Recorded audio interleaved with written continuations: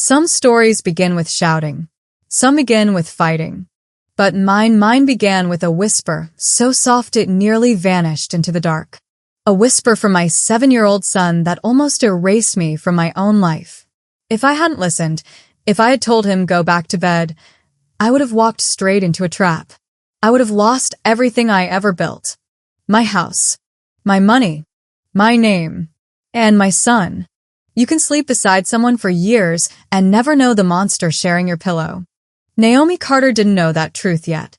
She moved through her quiet Atlanta home with the familiar certainty of someone who believed her world couldn't fall apart overnight. She packed for her 3-day trip to Charlotte, sliding a blazer onto the bed, folding it once, and placing it inside her suitcase. She zipped a compartment shut, checked her documents, and wiped her hands on her jeans. Jalen, baby, remember, you're staying with Daddy on Tuesday night. No answer. A small crease formed between her eyebrows. She stepped into the hallway and found her son sitting cross-legged on the carpet. Puzzle pieces circled him like a tiny, broken world. His hands hovered above them, but he wasn't really playing. His shoulders were stiff. His face looked pulled inward. Jalen, you okay? He nodded quickly, too quickly. She kissed his forehead and tucked him in a couple hours later, assuming travel nerves were making him clingy. When she turned to leave, he reached out and gripped her wrist. Mama, please stay. His voice wasn't scared. It was terrified. Naomi lay beside him, smoothing his curls away from his forehead. Baby, talk to me. He swallowed hard. His little fingers tightened on her sleeve. Mama, Daddy got a girlfriend. The room tightened around her. Naomi didn't react, didn't speak, didn't breathe. She just waited. Jalen's voice dropped even lower. And when you go on your trip, they're gonna take all your money. Everything inside Naomi went still. What did you hear, Jalen? I got up for water last night, he whispered. Daddy was downstairs. He was talking to a lady. He told her you'll be gone Tuesday, and they got 3 days to get something done at the bank. She laughed. She said Wednesday is plenty of time. Naomi wrapped him in her arms and kissed the top of his head. Thank you for telling me, baby. You were very brave. He fell asleep clutching her shirt. Naomi didn't sleep at all.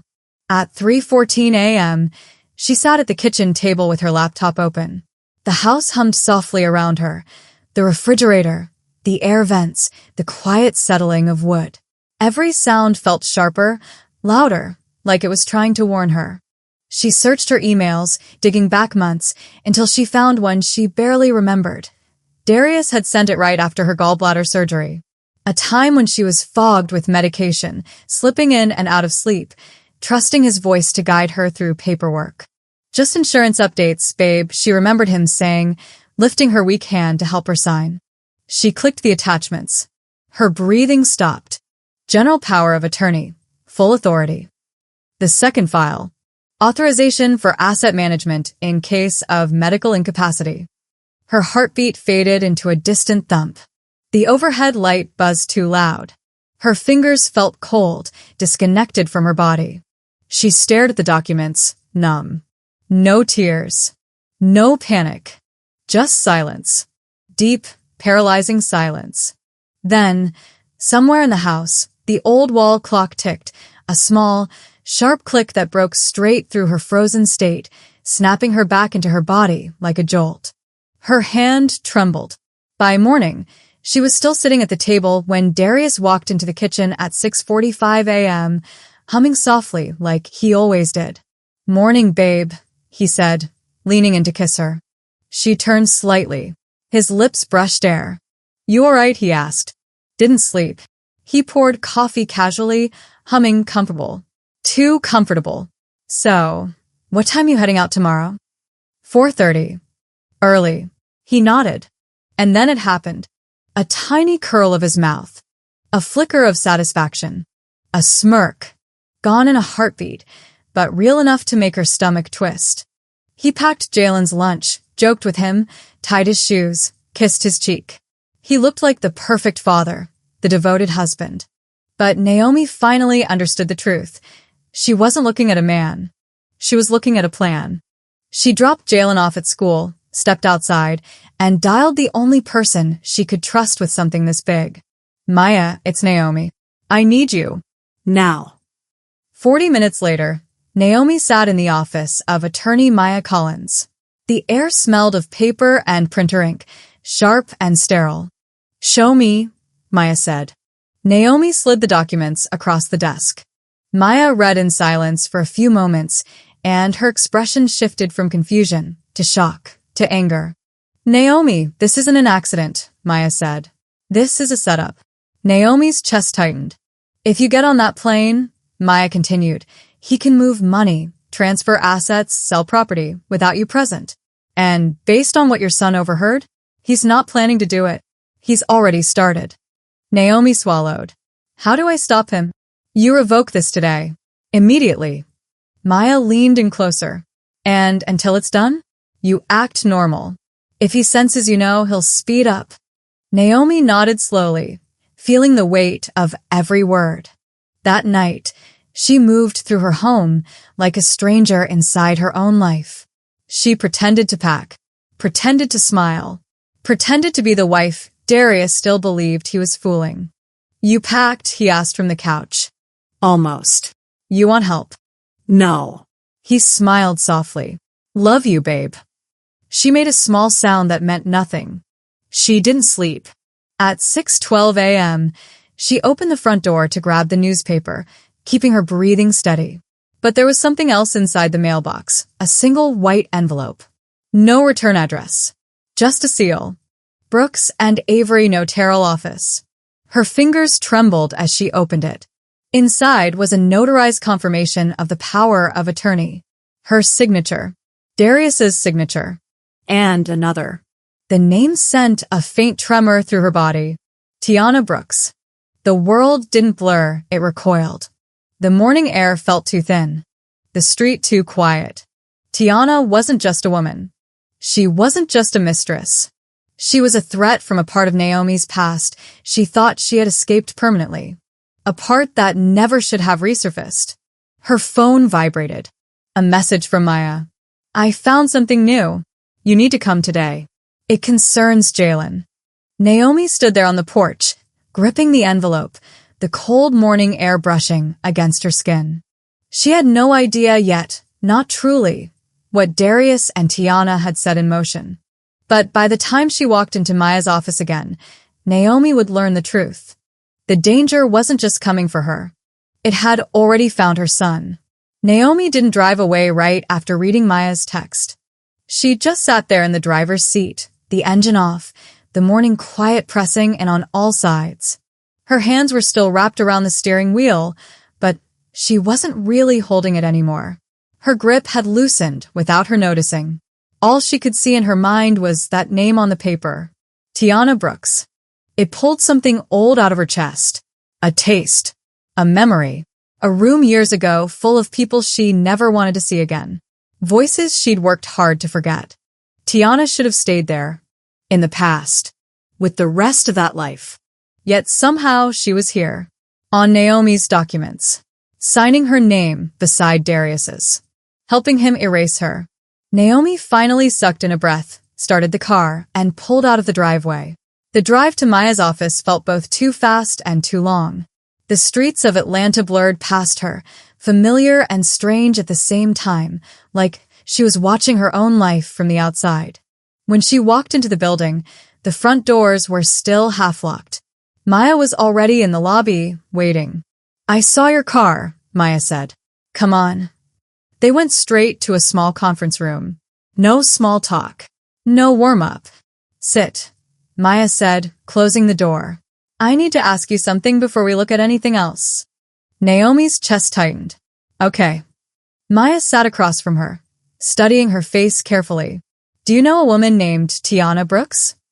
Naomi didn't answer right away. Her throat constricted around the name. She could feel her heart beating in a way she didn't like.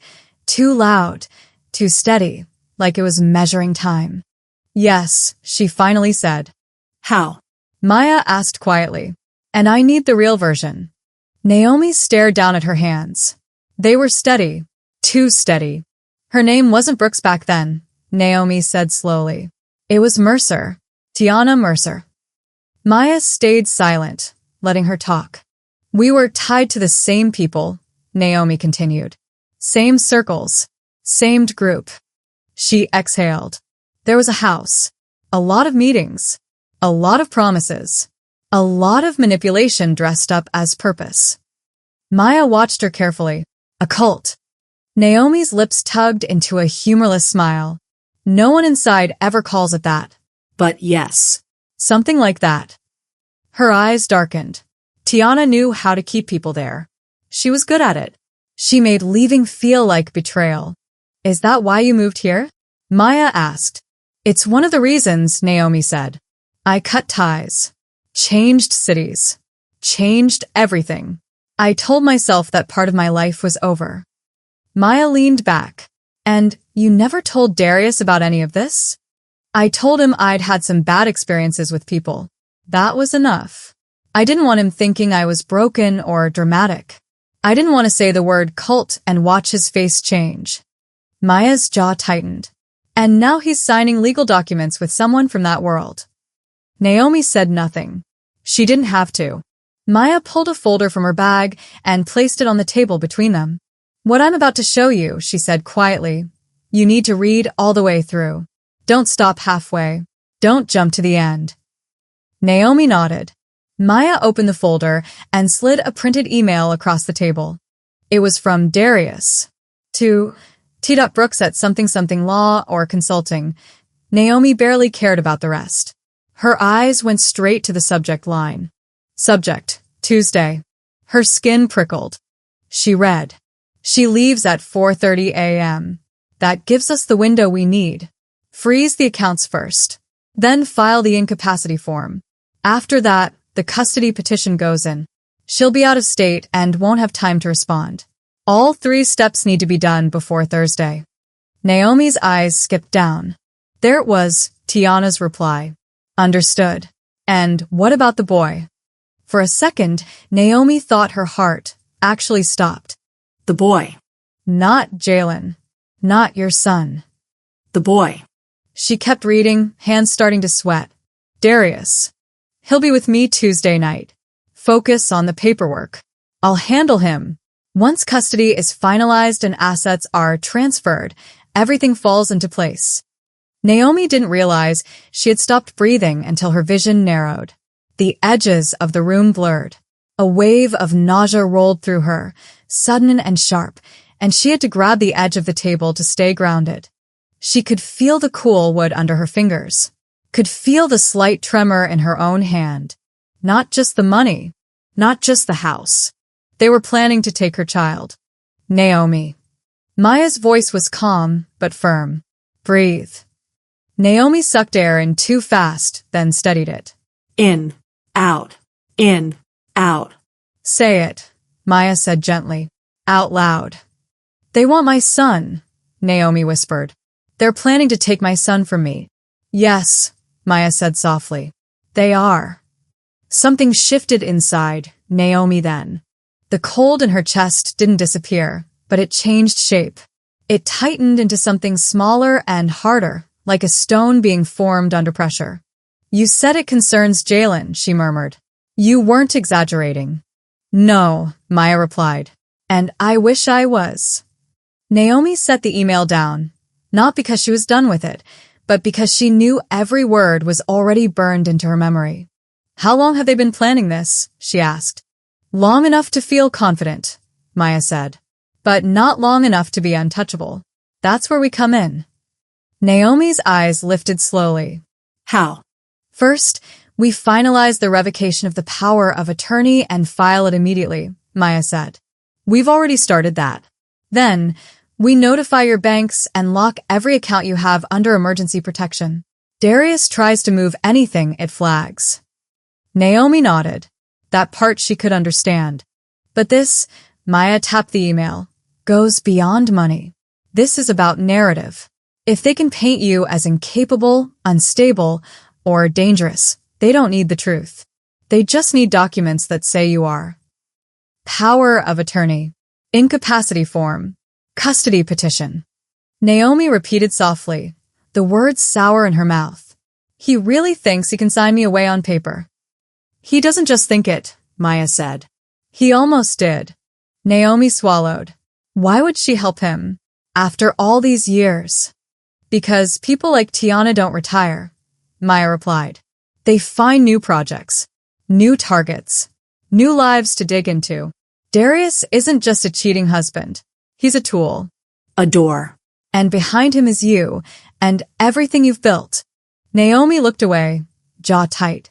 What do I do now? She asked quietly. Maya considered her for a long moment. You said you left that world once. I did. Then you already know how to walk away from something that's trying to consume you, Maya said. This isn't so different. Except this time, you're not leaving. You're making sure they do. Naomi's eyes hardened. What about my trip? She asked. I can't disappear from work without reason. You can, Maya said. You have a medical situation on file from your surgery 3 months ago. We'll draft a statement. Health concerns. Follow-up complications. Whatever we need. Right now, travel is a luxury you can't afford. Naomi didn't argue. For the first time, the idea of getting on that plane felt less like duty and more like self-sabotage. What about Jalen? She asked, her voice low. They mentioned him in the email.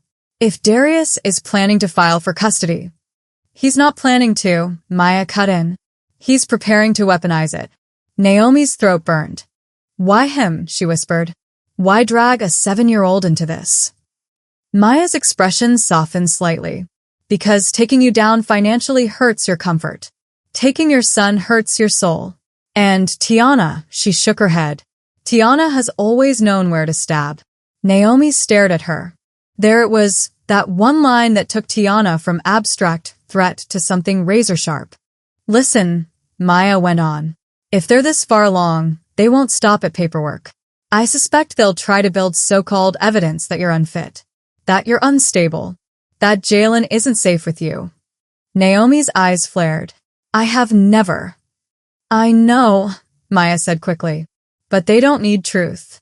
They need shadows. A missed appointment. An emotional day at school. A neighbor misinterpreting an argument. Tiana knows how to twist normal life into a story. Naomi's hands curled into fists. Not from fear this time, from anger. Then I don't give them shadows, she said. Maya nodded. You keep your routine. You stay calm with Jalen. You don't mention any of this to Darius yet. And you document everything. Dates. Times. Messages. Any contact that feels off. Naomi exhaled, more controlled now. A knock on the conference room door broke the moment. Maya frowned. Come in, she called. A receptionist stepped in, holding a printout. Miss Collins, this just came from the clerk's office. System flagged it under your watch list. Maya took the paper. Her eyes skimmed it once, and her expression stiffened. What? Naomi asked immediately. Maya slid the document over. It was a report, filed the day before, from Child Protective Services, anonymous, alleging that Naomi was emotionally unstable, frequently absent, and possibly neglectful toward her son. Naomi stared at the lines, reading them twice, 3 times. The words didn't feel real. They felt like ink spilled by a stranger onto some other woman's life. This is a lie, she said quietly. I know, Maya replied. But in their hands, it's not meant to be the truth.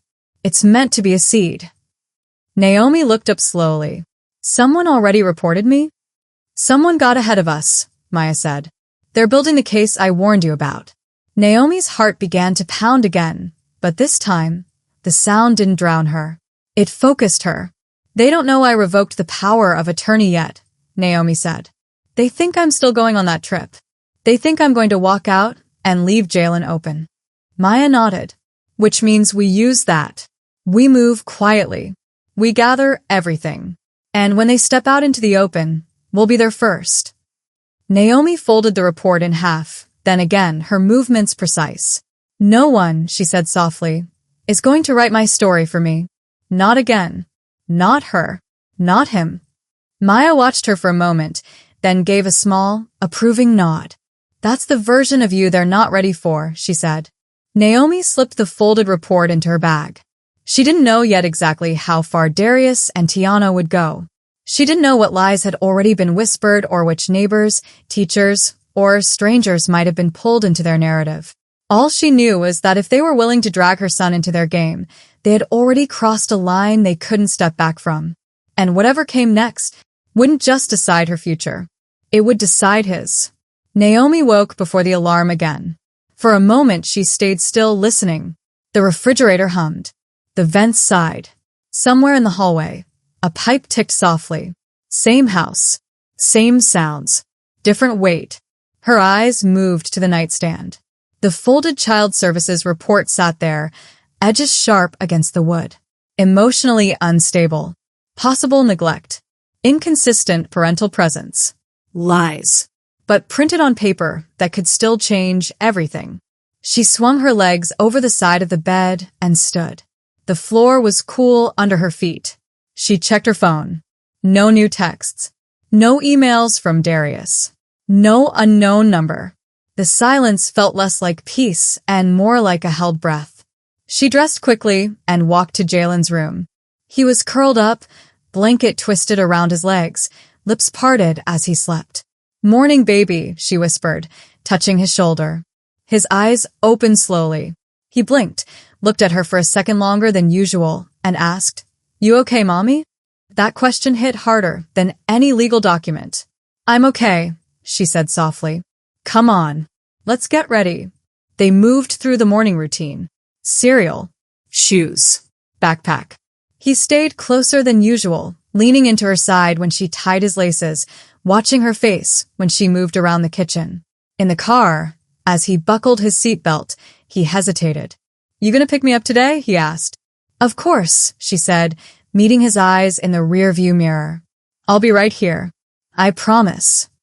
He searched her expression, then nodded slowly. "Okay." At the school, she waited until he disappeared inside before pulling away. Her eyes checked the mirrors. No cars creeping along. No lingering figures. Just parents, buses, students. And yet the quiet fell off, like a stage before the actors walked on. She drove home. The moment she turned into her driveway, she saw it. A white envelope on the doormat. Not in a mailbox. Not near the curb. Placed right at her door. She parked and got out, every step deliberate. The envelope had no stamp, no printed label. Just her first name. Naomi. The handwriting was neat, looping, familiar in a way that made her chest tighten. She unlocked the door, stepped inside, locked it again, then opened the envelope. No letter. No paragraph. Just two things. A glossy photograph. A folded slip of paper. The photograph came first. Jalen, standing in front of the school gates. Backpack on. Head turned slightly, a half-smile caught mid-moment. Morning light touched the side of his face. The angle was from across the street. Higher up. Taken today. She hadn't taken this picture. Someone else had. Her fingers tightened on the edges of the photo. She unfolded the slip of paper. "We see you." Underneath, drawn in blue ink, a small triangle of 3 lines with a dot in the center. The eye. Her body didn't freeze this time. It reacted. The symbol brought back too much at once. The triangle above the old house doorway. The mark on handouts and candles. The way new members were told it meant they were under protection. What it really meant was simpler. You were being watched and judged for how well you obeyed. Naomi stared at the photo of her son, then at the symbol, and felt an emotion she hadn't let herself fully feel yet. Fury. She lifted her phone, snapped pictures of the envelope, the photo, the note, then called Maya. She was at the school, Naomi said as soon as the line connected. Or she sent someone. Maya's voice sharpened. "What happened?" Naomi described it quickly. The envelope at the door. The photo of Jalen. The symbol. "Send everything," Maya said. Naomi forwarded the images. "She's escalating," Maya said. "This isn't just betrayal anymore. It's harassment." Surveillance. "And that symbol, she's deliberately tying this to your past." "She took a picture of my son," Naomi said, her voice flat. "I know," Maya said quietly. "But listen, Right now, they're trying to push you into losing control. That's the story they want. You emotional, you unstable, you unpredictable. Naomi breathed slowly through her nose, forcing air into lungs that felt too tight. What do I do today? She asked. Stay steady, Maya said. Keep your routine. Don't confront anyone. Document everything. You look like a calm, consistent mother. Let them look like the ones creeping around schools and doorsteps. Naomi nodded. The symbol she used, it's from the group. From back then. I figured, Maya said. That note wasn't just for you as a mother. It was for you as someone who left. She's reminding you she still knows exactly where your scars are. I left that world, Naomi murmured. I'm not going back into it. Good, Maya replied. Then we make sure the system sees that too. After they hung up, Naomi opened her door camera app. She rewound footage in small jumps. At 8:52 a.m., the video caught the edge of a person, just a sleeve, a wrist, the hint of a coat, moving quickly past the camera's blind spot. No face. No full body. They knew where not to stand. Of course they did. She shut the app and forced herself to function. She made coffee. Wrote down the time. She found the envelope. The details in the note. The angle of the photograph. The fact that the camera only caught a partial. At 11:06 a.m., her phone rang. The school. Her body reacted before her mind did, but she answered calmly. Hello. Miss Carter, a gentle voice said. This is Ms. Reynolds, the school counselor. Do you have a moment? Yes, Naomi said. Is Jalen okay? He's fine, Ms. Reynolds said quickly. Nothing has happened to him. I just wanted to reach out about a few things he said in class. Naomi's spine straightened. What kind of things? Mostly about being worried you might go away, the counselor said. He mentioned you traveling, and something about people taking money. He seems anxious. Children often pick up bits of adult stress and fill in the rest with their imagination. Naomi closed her eyes briefly. Is anyone else asking about him? She said carefully. There was a pause. We're encouraged to be observant when concerns are raised, Ms. Reynolds answered. I can't share details of anything on our end, but I wanted you to know he's been on my radar. In a good way. He's a bright boy. Thank you for telling me, Naomi said. He is safe at home. If anyone questions that, I'd like to be informed. I hear you, the counselor said. If you'd like, I can see him for a short check-in.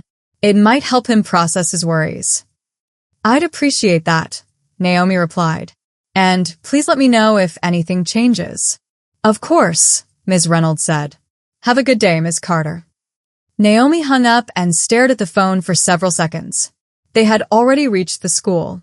She wrote down everything, time, name, the exact phrases. Concerns are raised. He seems anxious. Every word could matter later. The clock moved faster than she liked. Pickup would come soon.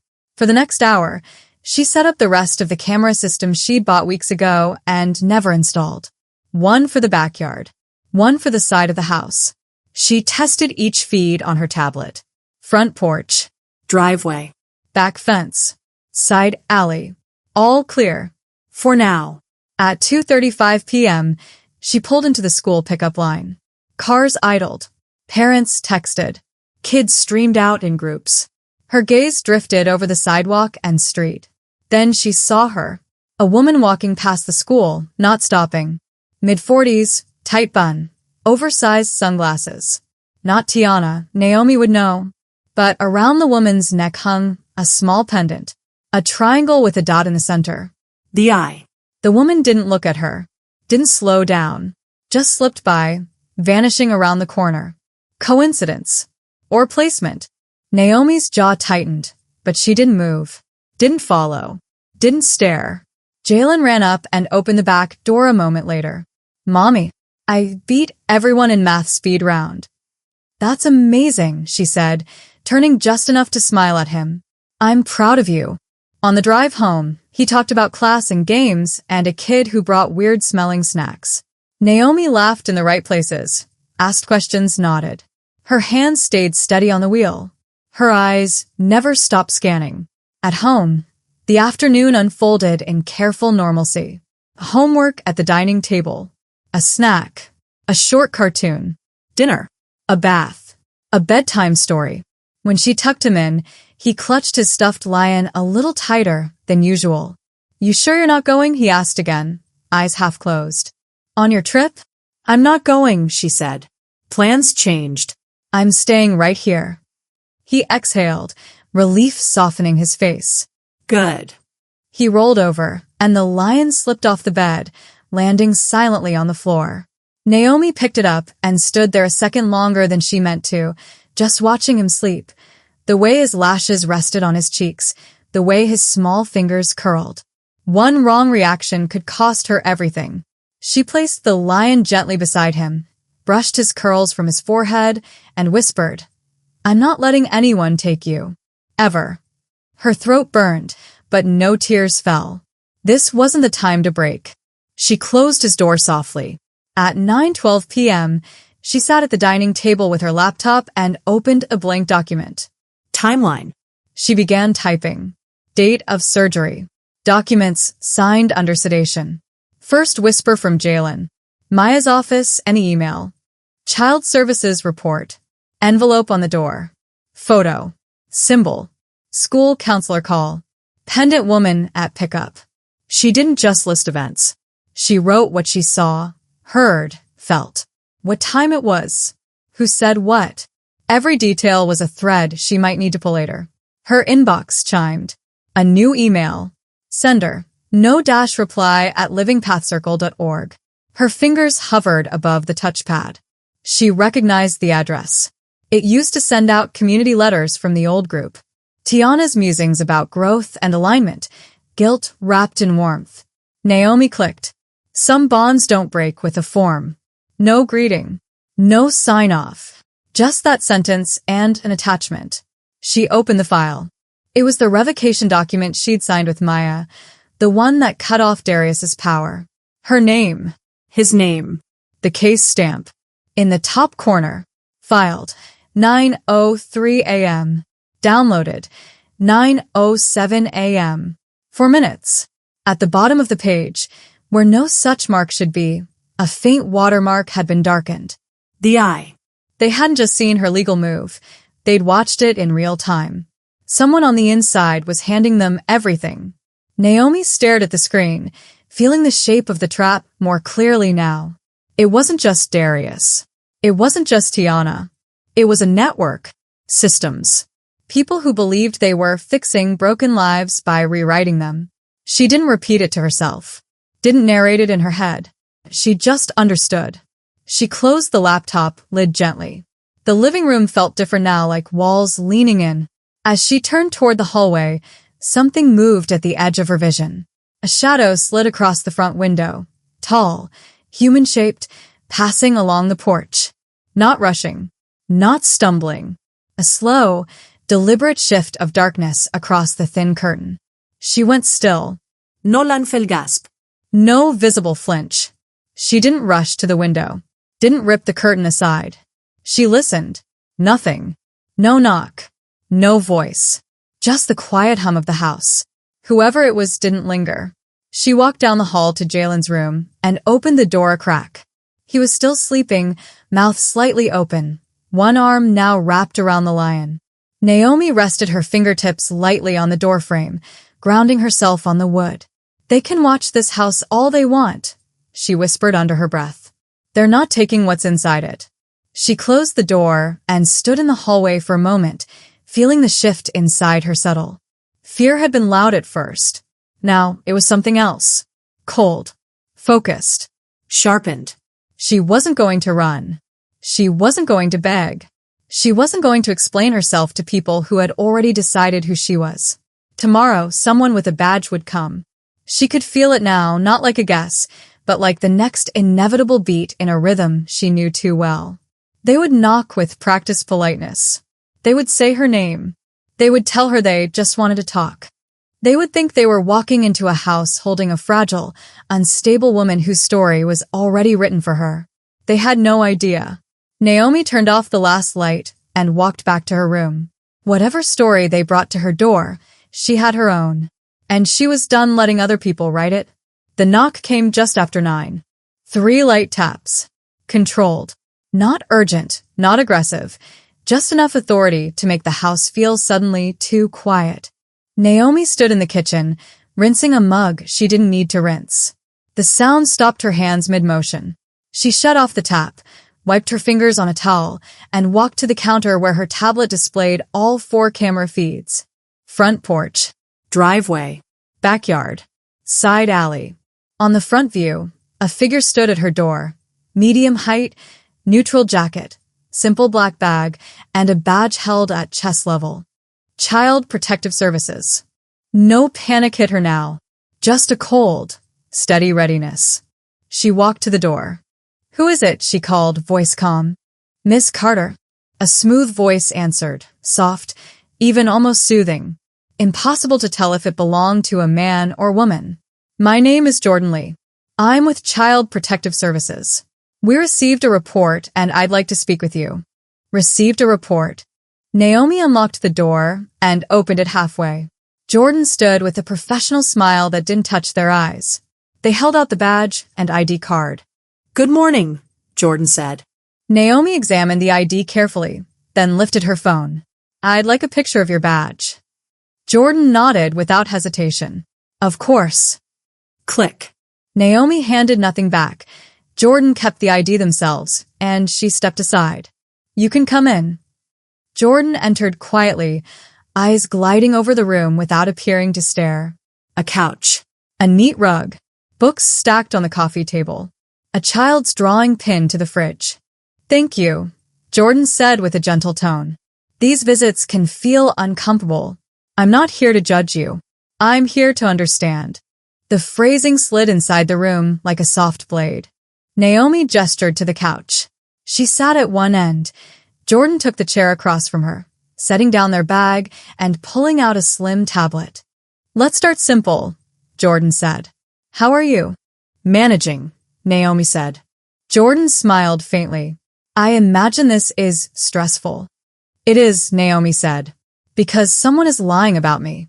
Jordan nodded, fingers tapping notes. "We get false reports sometimes. Anyone can file one. But you still have to check," Naomi said. "That's right," Jordan replied warmly. "And that's what we're doing today." Their tone was soft, measured, encouraging, the same tone people used when they wanted you to drop your guard. Jordan continued.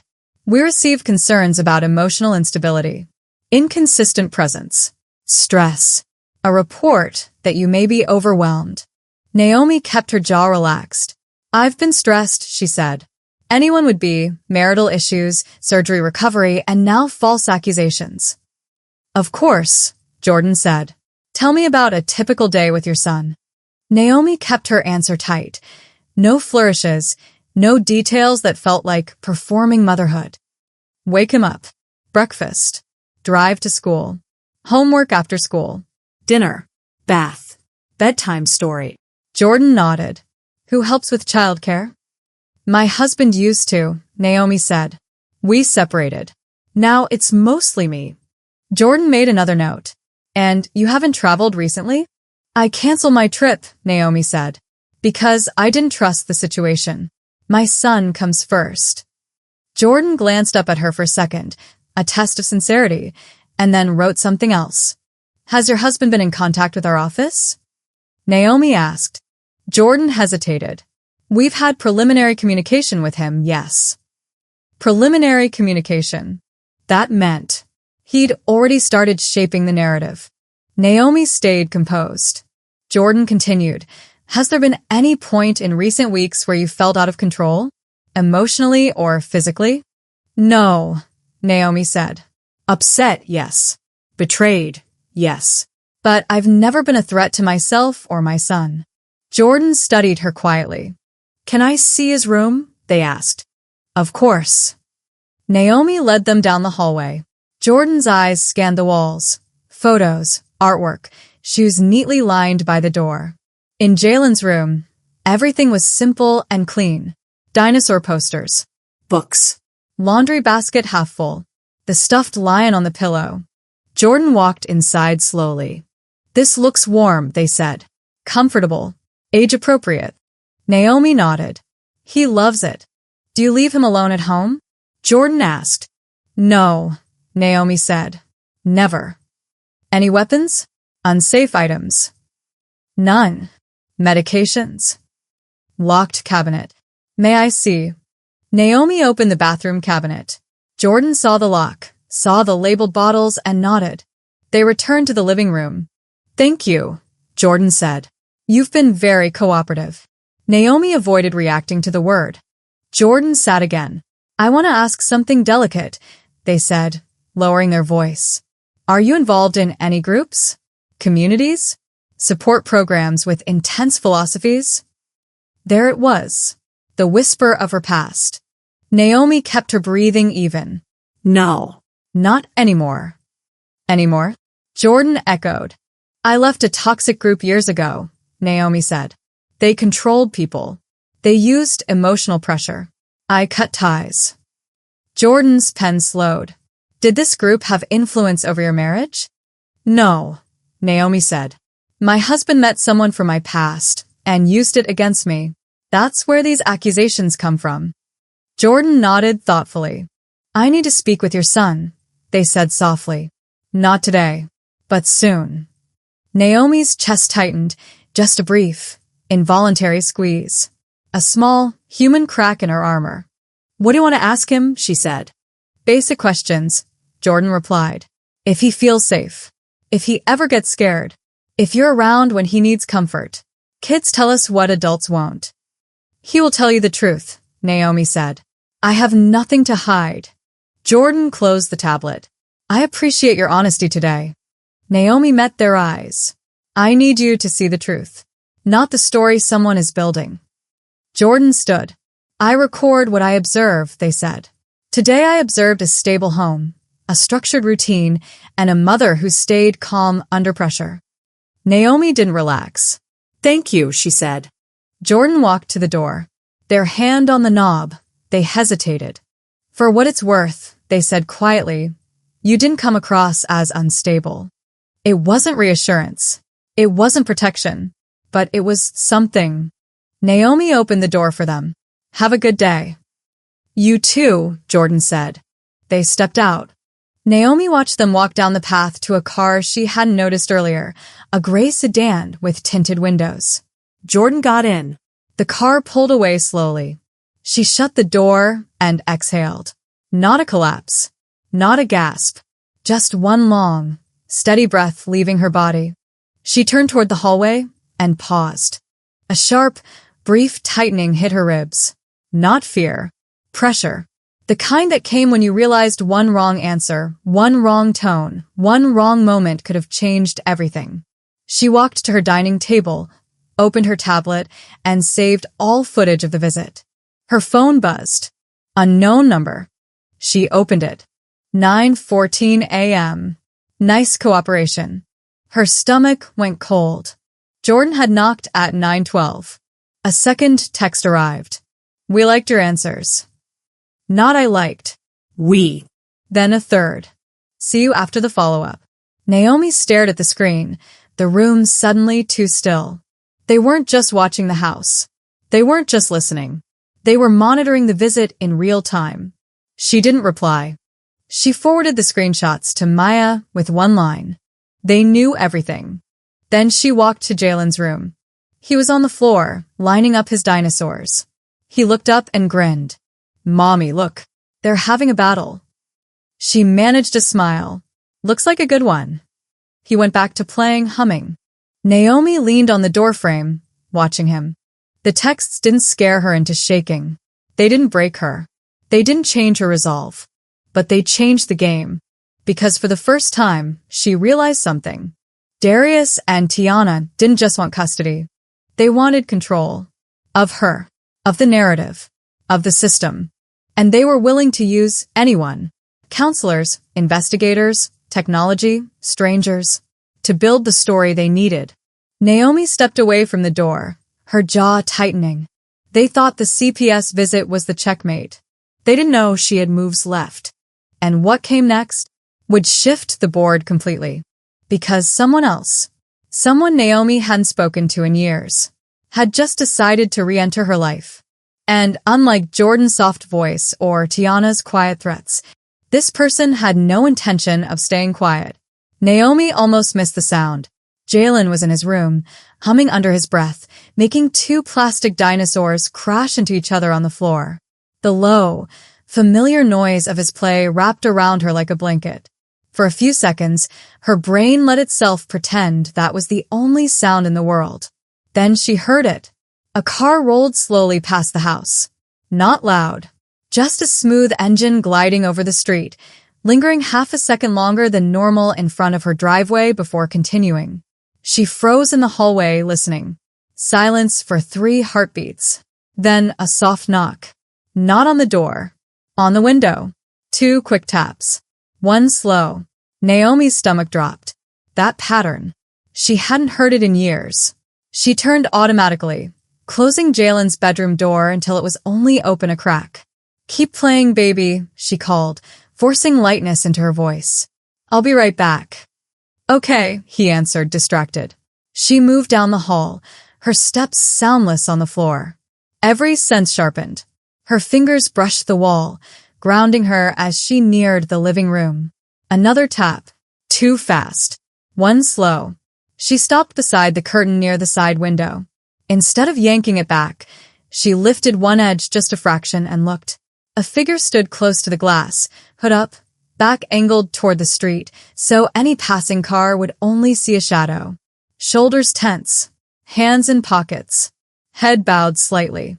Naomi's heart kicked harder. The profile was older, sharper, but unmistakable. Zara. Naomi let the curtain drop, took 1 slow breath, then walked to the front door and unlocked it. She opened it only a few inches. Zara slipped in sideways like someone used to moving quickly. She pushed the door shut with her foot and locked it again, then slid the chain across without being asked. Only then did she pull her hood down. Her hair was shorter now, cut close to her head. Her face was leaner, eyes more alert. There were lines at the corners of her mouth that hadn't been there before. Naomi stared. "Zara," she breathed. Zara didn't hug her, didn't smile. "Lock the back door," she said quietly. "And the kitchen window." Naomi hesitated for half a second, then moved. She locked the back door, then checked the kitchen window, pulling it tight and turning the latch. When she came back, Zara was standing in the middle of the living room, scanning it with quick, practiced glances. "You live nicer than I expected," Zara said. "For someone under fire." Naomi folded her arms. "What are you doing here?" Zara turned to face her. "I saw your name." "Where?" "In a system you don't want to be in," Zara said. "A case list flagged under a special tag." Naomi frowned. "What tag?" "Group 33, Zara said. "You remember what that means." Naomi felt a cold ripple move through her. Years washed back, forms, lists, numbers that weren't supposed to exist outside the circle. "It's still active?" she asked. "Yeah," Zara said. "They use it for ex-members. Cases to monitor. People who left." Naomi swallowed. "How did you see it?" "I thought you left." "I did," Zara said. "I didn't stop watching." Naomi studied her. Same voice. Same sharpness. Same edge that came from surviving too much. "You should have called," Naomi said quietly. "Not just appeared at my window like a ghost." "There's a good chance your phone is monitored," Zara replied. "And your door." Naomi glanced toward the front of the house. "Someone's watching?" "2 cars, Zara said. Silver on the corner, black around the block. They swapped places twice before I stepped out. That's pattern, not coincidence." Naomi's fingers tightened slightly on her arms. "What aren't you telling me?" she asked. Zara looked at her for a long moment, as if measuring how much to give her at once. Then she headed toward the dining table, where Naomi's tablet lay. "Show me your cameras," Zara said. Naomi watched her for a second, then followed and tapped the screen. The 4 feeds came up: front porch, driveway, backyard, side alley. Zara leaned over the tablet. "When did you get the envelope?" she asked. "Yesterday morning," Naomi said. "Around 8:50. Zara rewound the front camera footage, her finger moving precisely across the timeline. She stopped at 8:52. The faint shape of someone's arm moved at the edge of the frame, half hidden. "That's all I saw," Naomi said. "Just that." Zara didn't answer. She zoomed in, adjusted the brightness, and shifted the angle. "Not looking for their face," she muttered. "Looking for the shadow." Naomi stepped closer. On the sidewalk beyond the porch, partially out of frame, another shadow crossed for a split second. It didn't match the movement of the arm near the door. It moved in a different direction, at a different speed. "Two people," Zara said quietly. "One at your door. One watching the street. That's how they do it now." Naomi felt her chest tighten. "You came here to tell me I'm being watched?" she asked. "I already knew that." "I came to tell you who's watching," Zara said. "And why?" Naomi's voice dropped. "Then say it." Zara straightened. For the first time since she stepped inside, her eyes softened a fraction. "It's Tiana," she said. "You know that." Naomi felt the name land like a stone. "I guessed," she said. "I didn't know how deep." "Deep," Zara said. "You remember how she used to talk? About alignment. About removing harmful influences from people's lives." Naomi nodded once, jaw tight. "She's not saying it in living rooms anymore," Zara said. "She's saying it in boardrooms. In court corridors. In conference calls with people who have titles now." Naomi drew in a breath. "How do you know?" "Because I've been tracing her for years," Zara said. "I didn't just run and hide, Naomi. I got angry, and I learned how to follow the damage." Naomi looked down at the tablet. "Why tell me now?" "I saw your case ID," Zara said. "Your name, your son's age, your file flagged with that old tag. It lit up on a dashboard I watch." Naomi looked up sharply. "You watch for them?" "I watch for people like us," Zara corrected. "People they try to pull back in through other doors. Therapy. Financial help. Custody battles." "Custody," Naomi repeated. Zara's gaze shifted toward the hallway where Jalen's door was barely open. Her voice lowered. "How much do you know about what they're planning?" she asked. Naomi's throat felt suddenly dry. "I know they filed a CPS report," she said. "I know Darius is working with Tiana.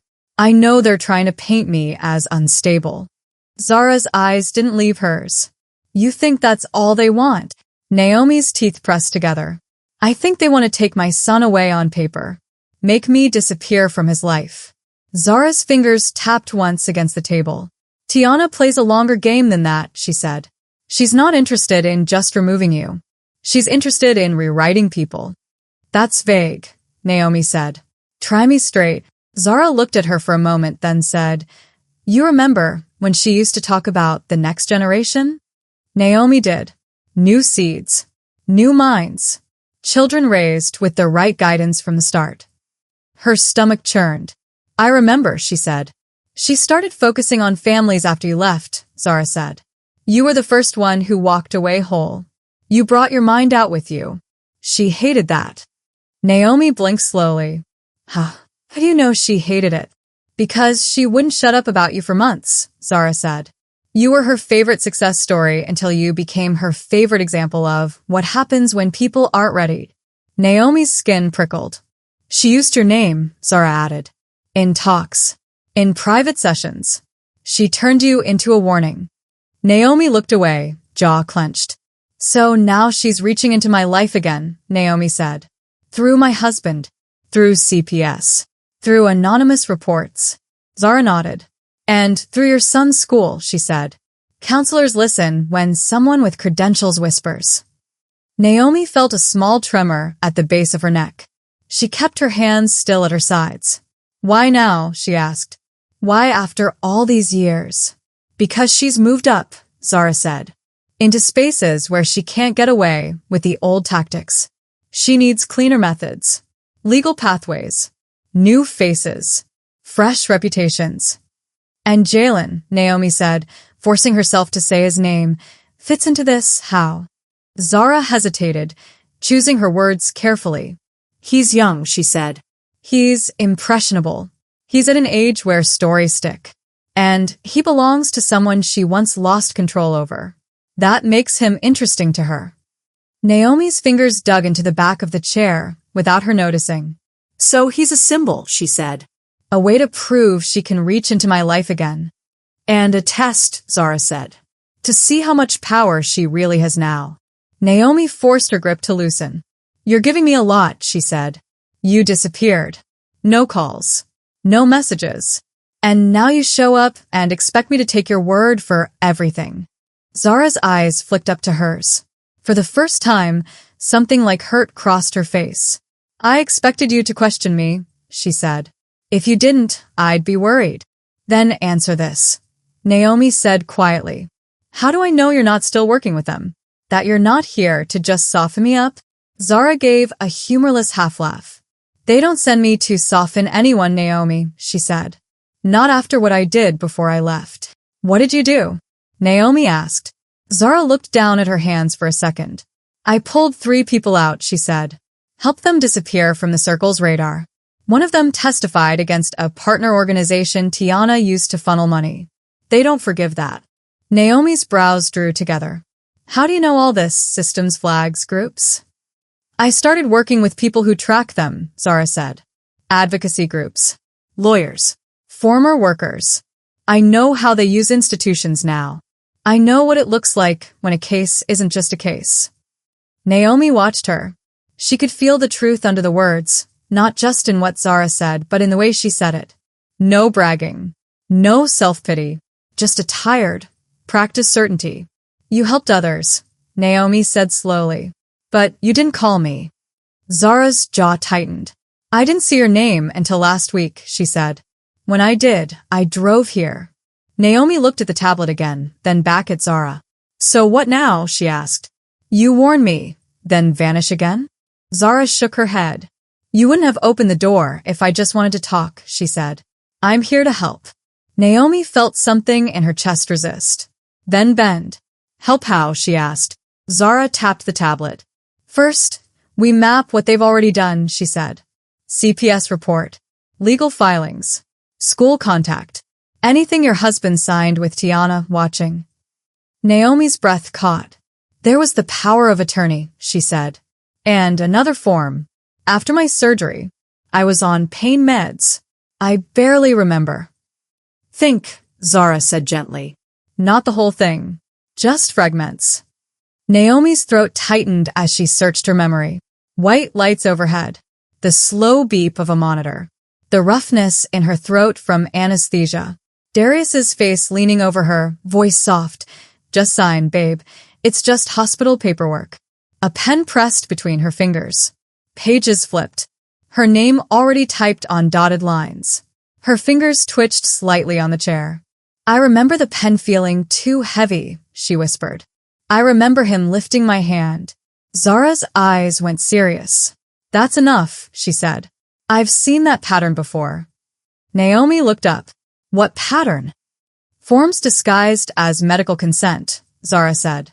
Buried lines about temporary decision-making in case of incapacity. Clauses lawyers can stretch later. Naomi's stomach lurched. You think I gave him something more than just financial access, she said. I think Tiana doesn't waste opportunities, Zara replied.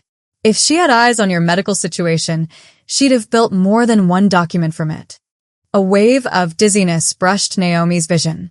She grabbed the back of the chair until it passed. Zara noticed. Hey, she said quietly. Stay with me. They're counting on you to fall apart, so they can point to it.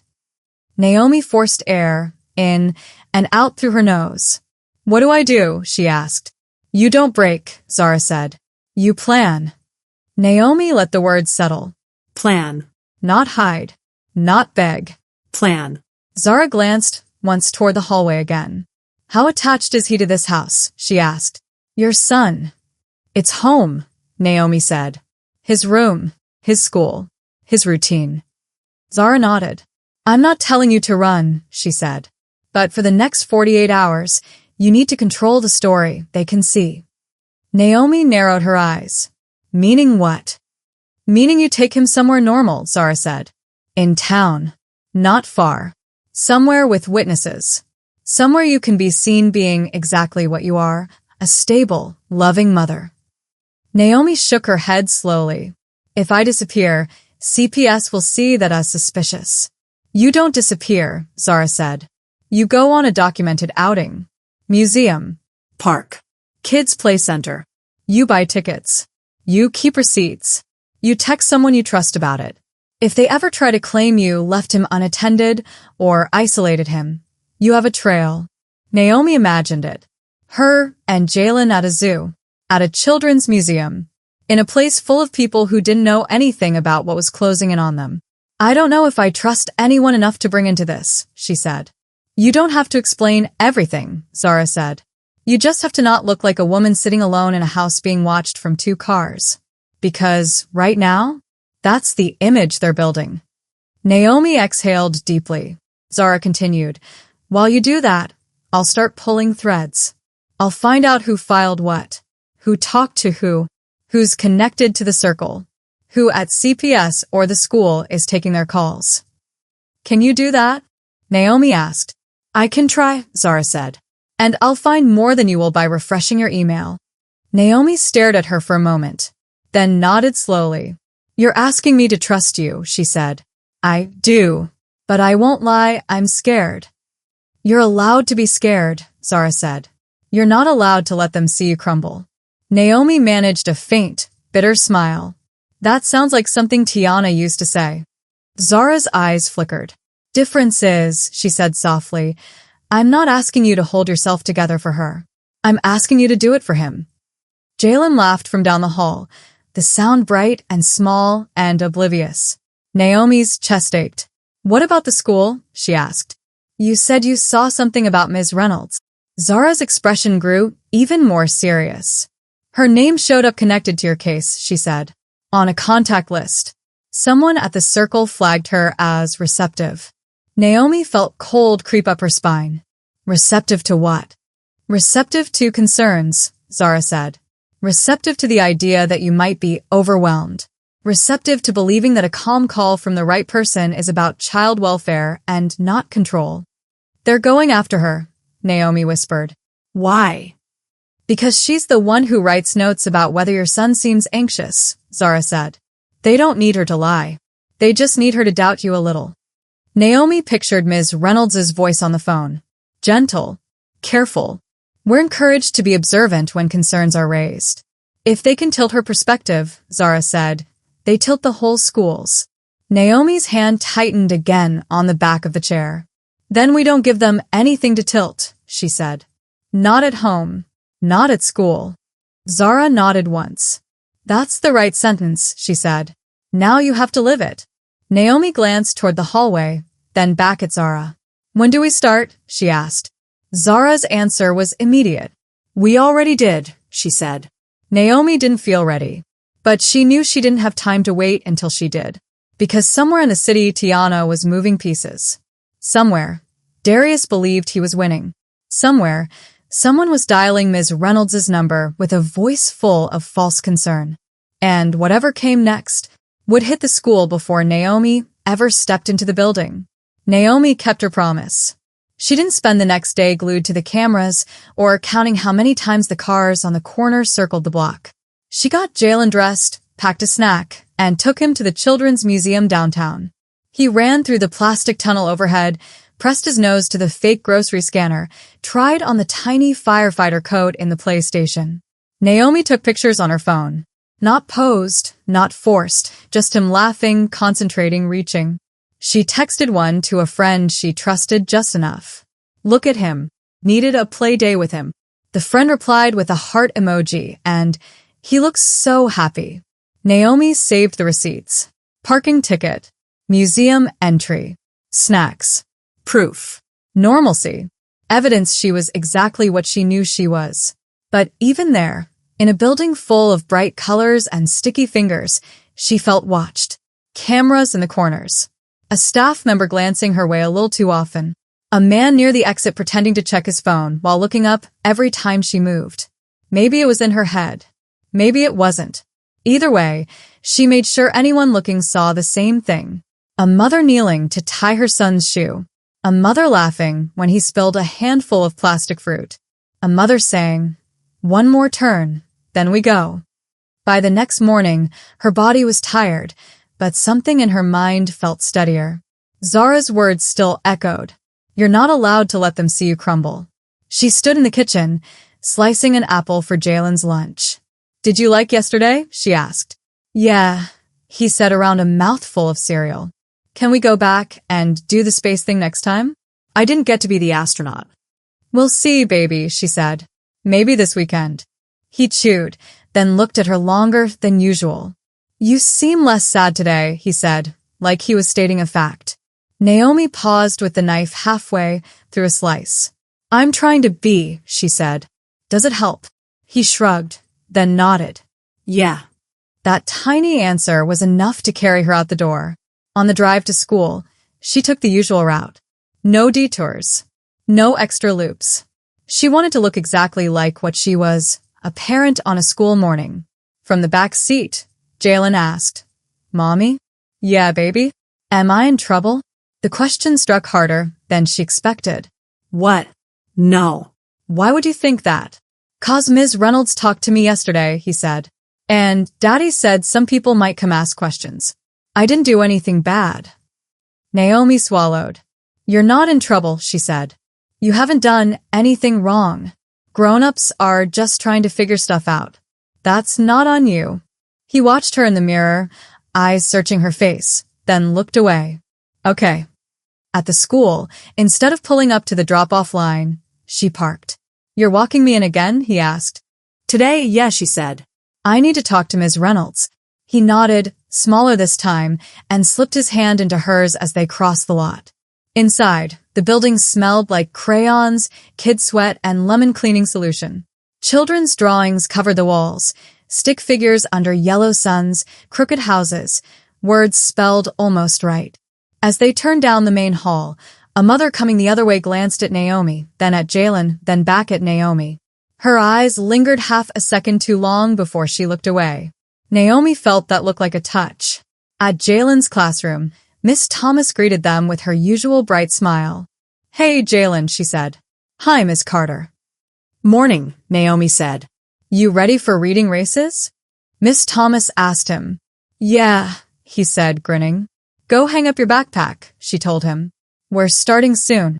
He let go of Naomi's hand and ran inside. Miss Thomas lowered her voice. Ms. Reynolds is waiting for you, she said. Her office is ready. Has anything changed? Naomi asked. With how people talk about us? Miss Thomas's smile faded a little. Not in front of me, she said. But there have been more emails. More check-ins from downtown. We're all under a microscope this week. Naomi nodded. Thanks. As she walked toward the counselor's office, a teacher she didn't know pushed out of a staff room, almost bumping into her. Oh, Naomi, right? The woman said quickly. Sorry. Naomi's step stuttered. She'd never seen this teacher before. She hadn't said her name. Yes, Naomi said slowly. The woman's eyes flickered with something that looked like recognition and pity. You're headed to see Ms. Reynolds? She asked. Yes. She's good, the woman said quietly. She tries. Then she moved on, like she hadn't just left a strange weight in the air. Naomi reached the counselor's office and saw the door ajar, light spilling into the hallway. She knocked on the frame. Come in, Ms. Reynolds called. Naomi stepped inside. The room was small but warm, soft chairs, a small rug, a lamp with a yellow shade. Shelves held picture books with titles about feelings, and a sand tray with small figures sat on a table. Ms. Reynolds stood up, smoothing her cardigan. Ms. Carter, she said. Thank you for coming. Thank you for calling me, Naomi said, taking a seat. Ms. Reynolds sat across from her, elbows resting lightly on her knees. I know this has been a lot, she said. I wanted to talk before other people start speaking for you. Naomi felt some of the tension in her shoulders ease. Just a little. I appreciate that, she said. First, Ms. Reynolds said, I want you to hear this from me. Jalen is not failing. He's not disruptive. He's not a problem. He's a good kid who loves his mother and is carrying things he doesn't fully understand. Naomi's throat stung. Has he said something concerning? She asked. He's been more anxious, Ms. Reynolds said. More watchful. He asks if you're okay. He worries you might leave. That tells me he's picking up on your stress. Naomi nodded once, slowly. That's fair, she said. I've been under pressure. That's not a crime, Ms. Reynolds said. Stress isn't neglect. Naomi wanted to hug her for that sentence alone. Have people been calling you? Naomi asked. About us. Yes, Ms. Reynolds said. A liaison from a district office. Someone new. They asked general questions. How often you're here, whether he seems afraid of you, whether you follow through with commitments. And what did you say? Naomi asked. I said you're consistently present, Ms. Reynolds said. That he talks about you with affection. That he runs to you at pickup, not away from you. She paused. I also said he's been more worried lately. I won't lie, but I framed it as a reaction to the situation, not evidence against you. Naomi let out a breath she hadn't realized she was holding. Thank you, she said. There is something else, Ms. Reynolds said, opening a folder. They're rolling out a new family support consultation process. They want to involve a specialist to help us align strategies. Her voice carried a slight emphasis on the word. Naomi's skin prickled. Align, Naomi repeated softly. Yes, Ms. Reynolds said. They love that word this year. Naomi thought of Zara. They use institutions now. They use nice words. Who's the specialist? Naomi asked. Her name is Dr. Lena Park, Ms. Reynolds said. She's supposed to support cases where systems overlap, school, CPS, outside partners. I asked to be present when she meets with you. Why? Naomi asked. Because I don't like parents being cornered alone, Ms. Reynolds said simply. Naomi nodded. Do you trust her? I've only met her once, Ms. Reynolds said honestly. She seemed professional, polite. I'm reserving judgment until I see how she operates when you're in the room. There was a knock on the already open door. Both women looked up. A woman stood there, one hand lightly resting on the frame. Late 30s, maybe early 40s. Dark hair in a loose bun. Blouse, blazer, flat shoes. She carried a tablet and a slim notebook. Her smile was warm, but not wide. Practiced. Sorry, she said. I wasn't sure if you'd finished. Come in, Ms. Reynolds said. Naomi, this is Dr. Park. Lena, this is Ms. Carter. Lena stepped in and extended her hand. Naomi, she said, using her first name like they were already in the middle of something. It's good to finally meet you. Naomi shook her hand. Lena's grip was gentle, her palm cool. Nothing obvious to recoil from. Thank you for taking the time, Lena said. I know being called into school, on top of everything else, is the last thing you needed. Her voice was soft. Nothing about it screamed threat. Naomi might have liked her in another life. Of course, Naomi said. I want to know what's being said about my son. That's exactly what I like to hear, Lena said, sitting down and crossing one leg over the other. Our goal is to keep communication open. We're here to support you, not to judge you. Ms. Reynolds glanced at Naomi, as if to say, we'll see. Lena set her tablet on her lap, but didn't look at it yet. I've read some of the reports, she said, but I'm much more interested in hearing from you directly. How have the last few weeks been for you? Naomi felt a familiar trap open up beneath that question. If she was too honest, she'd look fragile. If she was too controlled, she'd look rehearsed. She took a breath, letting a beat of silence settle before she spoke. They've been hard, she said. I found out my husband was making legal and financial moves behind my back. There was a surprise child services report. I've had to hire a lawyer and explain adult things to a 7-year-old who thinks he did something wrong. Lena's gaze didn't leave her face. That sounds incredibly heavy, she said. Have you felt overwhelmed? Naomi's fingers curled lightly around the edge of her chair. She felt the faintest tremor in her thumb and pressed it down. Yes, she said. But overwhelmed isn't the same as unsafe. I still get up. I still feed him. I still help with homework. I still show up for him. That distinction matters, Lena said.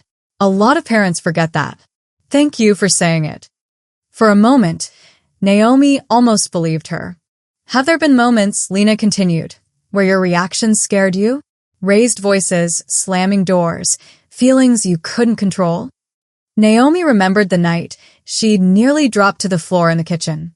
The way her lungs had locked when she saw her own name stripped of rights. How her body felt foreign. But she also remembered standing back up. Cooking dinner anyway. Sitting with Jalen on the couch, so he wouldn't see the shaking in her hands.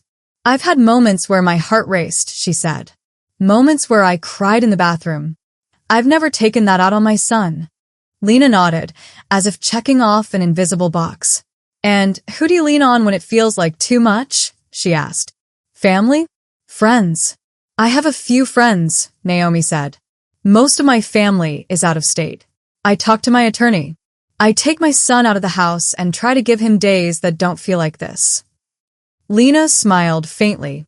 I heard about your museum trip, she said. He mentioned it. That was a good choice.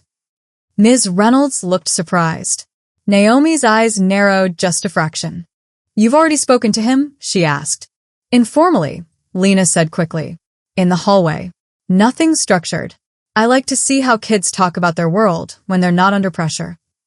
And? Naomi asked. He talks about you with warmth, Lena said. He uses words like fun and safe. That's important data. Ms. Reynolds nodded slightly. His father has expressed concern, Lena added. About your stress. Your history. He mentioned a group you were once involved in. Naomi felt cold move down her neck. I was in a controlling environment, she said carefully. I left it. I rebuilt my life. I've spent years making sure my son never had to see that world. People who come from those environments sometimes overcorrect, Lena said gently. They can struggle with trusting systems, with accepting support, or they learn that systems can be used as weapons, Naomi replied. Lena's lips curved, not quite a smile. Sometimes both are true, she said. She picked up her tablet and woke the screen. As she scrolled, a logo at the top caught Naomi's eye. 3 lines forming a triangle. A small dot in the center. The room seemed to narrow. Her ears buzzed faintly. Her heartbeat thudded once. Hard enough, she felt it in her throat. Where is that from? Naomi asked, the words out before she could stop them. Lena glanced down. This, she said. That's just the symbol for the parent network we're partnering with. The Living Path Collective. They work on resilience and alignment between families and institutions. Ms. Reynolds's brows drew together, just slightly. Naomi's tongue felt heavy. I've heard of something like that before, she said slowly. That's good, Lena said. They've done a lot of good work with families in transition. They help adults get on the same page about what's best for their kids. Naomi thought of Zara. They rebranded. New words. Same eye. Lena went on. We're not here to label you, she said. We're here to build a picture. Jordan from CPS, the school, our network, we all share information so we can make wise decisions. Naomi heard the names stacking against her. Jordan. Lena. The collective. Whoever had emailed her at 9:14. What happens next? Naomi asked. We'll schedule a proper session with Jalen, Lena said. I prefer to have Ms. Reynolds present. It keeps things grounded. We'll ask him how he feels, what home is like, who he goes to when he's scared. Naomi's grip tightened just enough for her knuckles to pale. I want to be informed before that happens, she said. You will be, Lena said. I can't promise you'll be in the room the whole time. Sometimes kids speak more freely without a parent present. But we're not looking to trap him. We're looking to understand. Ms. Reynolds shifted slightly, her discomfort showing in the way she clasped her hands. I'll keep an eye on that process, she said quietly. I won't let anything feel like an interrogation. That's why I wanted you involved, Lena said smoothly. After a few more questions, how often Jalen saw his father, how bedtime usually went, whether there had ever been shouting in front of him, the meeting wound down. Lena stood first. Naomi, she said, I know this is a lot, but I'm glad you're open. Parents who shut down make my job harder. You're doing the opposite. Naomi stood too. Her legs felt steady. Her throat felt tight. I'm not shutting down, she said. I'm just not handing you my son. Lena's smile didn't falter. We're not here to take him, she said. We're here to make sure everyone around him is stable enough to keep him safe. She extended her hand again. Naomi shook it. Lena's nails were short. No jewelry. No visible marks. Just that small triangle glowing on the tablet behind her. When Lena left, Ms. Reynolds walked Naomi to the hall. I didn't know about the symbol, Ms. Reynolds whispered. They didn't show me that part. Do you trust them? Naomi asked. I trust what I see, Ms. Reynolds said. And what I see is a boy who lights up when you walk into a room. I'm holding on to that until someone proves I shouldn't. Naomi nodded once. Please call me, she said, if anyone talks to him without you there. I will, Ms. Reynolds said. And I'll push back where I can. That's the line I can draw. It was more than most would offer. Naomi walked down the hall, past bright bulletin boards and small backpacks on hooks. At the office door, she glanced back. Through the narrow window of the counselor's room, she saw Lena already leaning toward Ms. Reynolds, talking low, finger-tapping the screen where the triangle sat. Ms. Reynolds's mouth was a thin, uneasy line. Naomi stepped outside into the sunlight. The brightness felt harsh, like someone had turned the exposure up too high on the world. She walked to her car, got in, and closed the door. For a moment, her hands lay on the steering wheel without moving. Her phone buzzed. She pulled it from her bag. A new email. info@livingpathcollective.org. She opened it. Naomi. We are excited to invite you to a special evening forum. Raising Resilient Children in Times of Change. Location, Lincoln Elementary Multipurpose Room. Presenter, T. Mercer, Family Alignment Consultant. Date, Thursday, 7 p.m. We believe your presence and perspective will be an important part of this conversation. Warmly, the Living Path Collective. The words blurred for a second, then snapped back into focus. Presenter, T. Mercer. Tiana wasn't hiding behind someone else's badge now. She wasn't whispering through emails or texts. She was walking straight into Naomi's territory with a title, a microphone, and a room full of other parents who didn't know what that little triangle really meant. Naomi's heart pounded, but it wasn't the wild, scattered rhythm it had been in the kitchen days ago. It was heavier, more focused. Zara had been right about everything so far. About the systems. About the language. About the new faces on old tactics. And now Tiana was going to stand in front of a banner that said Living Path and talk about alignment and resilience like she hadn't spent years breaking people in the name of both. Naomi stared at the email, her reflection faint in the screen. If Tiana was going to stand at the front of her son's school and speak, Naomi was going to be in that room. Not as a follower. Not as a scared woman at the back. But as someone who finally knew exactly what she was up against. Naomi didn't walk out of the school like someone leaving a meeting. She walked out like someone stepping out of a burning building, slow, quiet, aware of the heat still at her back. The hallway lights hummed above her. Parents murmured about childcare, homework battles, and early bedtimes. Teachers stacked leftover handouts. Someone laughed, too loud, too close. It all blurred into one long, muffled sound, like she was underwater. Tiana's voice was still in her ears. They start wondering if their children might be better off spending more time in calmer environments. That line didn't leave her. It sat in her chest like a hand pressed flat against her sternum. She didn't speed up, didn't look back, didn't let herself break into a run. Slow. Controlled. Every step deliberate. When she reached the outer doors, the night air hit her like a shock. Cold. Clean. Real. A reset button she desperately needed. She didn't stop walking until she reached her car. Her phone buzzed again. Another message from Zara. Check your back seat before you get in. Don't assume anything. Naomi scanned the parking lot. Cars. Headlights. Headlights going off. A dad buckling a toddler into a booster seat. A teacher waving at someone across the row. Ordinary life happening in the open, while she was living in a different reality entirely. She checked the back seat. Empty. She slid into the car, shut the door, locked it. Only then did her hands tremble. Once, sharp, like a small electric jolt running through her wrists. She inhaled slowly, counting 1, 2, 3, then exhaled. Tiana wasn't in her face anymore, wasn't on a stage, wasn't pretending to help. But she was still here, still around her, still pressing in from every angle. Naomi unlocked her phone. One more message from Zara. The docket's real. Emergency hearing. Thursday. 2 days. They're using the instability pathway. This is coordinated. They already had paperwork ready. Naomi stared at the screen. 2 days. They weren't building toward something. They'd already built it. They were just waiting to slam the door.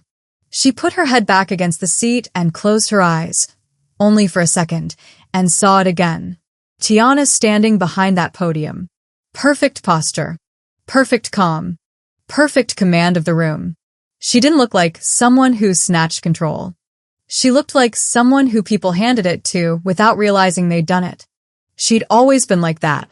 Naomi opened her eyes again.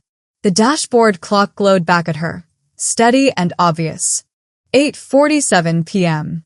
Tiana would still be in the building, maybe packing up her slides, maybe talking to that group of parents she smiled at, maybe sitting in that office with Lena, drinking lukewarm coffee, planning the next play.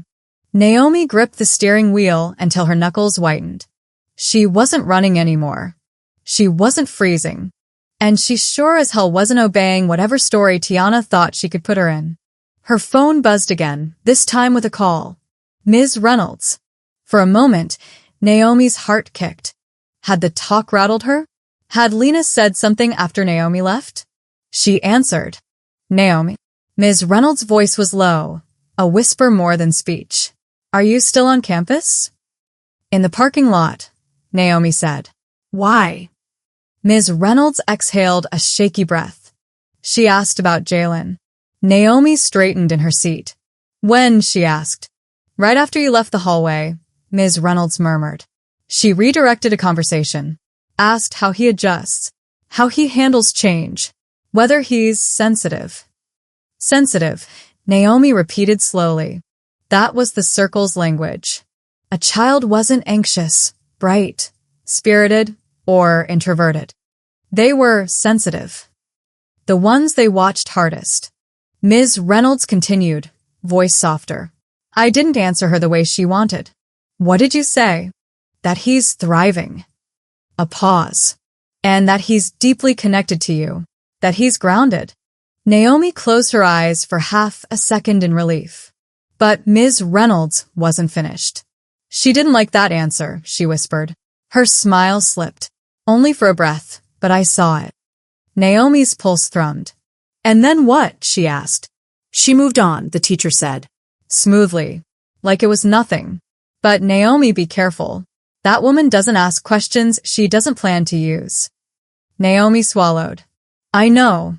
Ms. Reynolds hesitated. I can't say this on school email, she said softly. I can't put it in writing. But if you need someone to say what I've seen during the hearing, I'll be there. The air thinned in Naomi's lungs. You do that, Naomi whispered. For you? The teacher exhaled. For Jalen? Absolutely. Naomi finally breathed again, and it almost broke her. But she held steady. Thank you, she murmured. Truly. Be safe tonight, Ms. Reynolds said quietly. Please. The line clicked dead. Naomi stared at her reflection in the black window. Be safe. She wasn't. Not even close. But she wasn't helpless either. She started the engine and pulled out of the parking spot. The drive home was a blur of streetlights and silent anger. Not the shaking kind. Not the panicked kind. A clean, sharp anger with direction. 2 days. 2 days to prepare for a hearing meant to take her son. 2 days to unravel whatever Tiana had lined up. 2 days before the circle decided the story of her life without letting her speak. Her hands tightened on the wheel. She wouldn't let anyone decide anything for her ever again. By the time she reached her neighborhood, her phone buzzed once more. Dara again. I dug deeper. Lena filed a behavioral concern note. Submitted tonight. Timestamp. 7:52 p.m. Right before Tiana spoke. They're staging evidence. This isn't a pathway. It's a takedown. Naomi pulled into her driveway but didn't get out. A behavioral concern. Filed before the talk even started. A script already written. She sat in the quiet of the car for a moment, absorbing the shape of the trap. They weren't working separately. Jordan. Lena. Tiana. Different roles. Same mission. She stepped out, locked the car, and scanned her house. No shadows near the porch. No figures in the tree line. No watchers. But that didn't calm her. Because tonight wasn't about who was outside. It was about who was coming next. Inside the house, she moved room to room, checking locks, windows, blinds. Habit now. Survival ritual. When she entered the kitchen, her gaze landed on a small drawing pinned to the fridge. A sloppy crayon lion, Jalen's version of courage, with crooked legs and a proud scribbled mane. Her throat tightened. She touched the corner of the paper. Lightly. Almost a promise. Her phone buzzed again. New message from Zara. I'm sending you something. A voice clip. From inside the school. Listen alone. Naomi opened it and pressed play. Static. A hum. Then voices. Lena's voice first, quiet, clinical. She's fragile. Overcompensating. High alert. Then another voice. Tiana. Cool. Measured. In complete control. She won't break. Not publicly. But desperation makes people reveal themselves. We don't need to force anything. We just need to let the system do it for us. Naomi froze. A light scrape like someone adjusting their bag, then Lena again. And the child. A long pause. Then Tiana's voice, low and certain. He's the prize. Naomi is the process. The clip ended. Naomi didn't move for a full 5 seconds. Her breath didn't even register. Then slowly, very slowly, something inside her clicked into place. Not fear. Not panic. Not the trembling she'd felt in the car. A different kind of stillness. A clarity that slid through her like cold water. They weren't guessing. They weren't reacting. They weren't curious about her life. They had a plan. A map. A timeline. And she wasn't the target. Her son was. Naomi lowered the phone from her ear. Her heart didn't hammer. Her hands didn't shake. She felt steady. Dangerously steady. She stood in her kitchen, the house silent around her, and let the truth settle in. Tiana wanted to break her. But she needed Jalen. Needed him for something Naomi hadn't yet understood. And Naomi had 2 days. 2 days to dismantle a machine that had already been turned on. 2 days to outmaneuver a woman who never made a move without calculating the fallout. 2 days before a courtroom decided whether her child stayed hers. Her phone vibrated one more time. A final message from Zara. They'll come early. Before the hearing. They'll try to provoke something. Be ready. Naomi stared at the screen until her reflection blurred. She wasn't the woman she had been 6 months ago. Or 3 weeks ago. Or even this morning. She was a mother staring down a storm with no cover, no safety net, and no trust left for the world around her. But she wasn't done. Not even close. She slipped her phone into her pocket. Tomorrow would start the real fight. Tonight was for something else. Understanding her enemy. And preparing to become someone they could never predict. Someone they could never control. Someone they should have never come for. She walked through her dim kitchen, past the quiet living room, down the hall where Jalen slept peacefully behind his door. She didn't touch the knob. Didn't risk waking him. Didn't need to look in to know he was safe, for now. She stood there a moment, in the hallway's soft dark, and let a single truth settle deeper than fear. They'd chosen the wrong child. Because they'd chosen the wrong mother. And she wasn't going to lose. Not this time. Not to them. Fear didn't keep Naomi awake that night. Focus did. She sat at the small dining table with a legal pad in front of her, pen in hand, phone face down beside it. The house was quiet. Jalen was asleep. The only sound was the hum of the fridge and the faint tick of the clock on the wall. On the top of the page, she wrote one sentence. 2 days. Under it, she listed what she knew. Jordan, CPS. Lena, family specialist. Tiana, living path.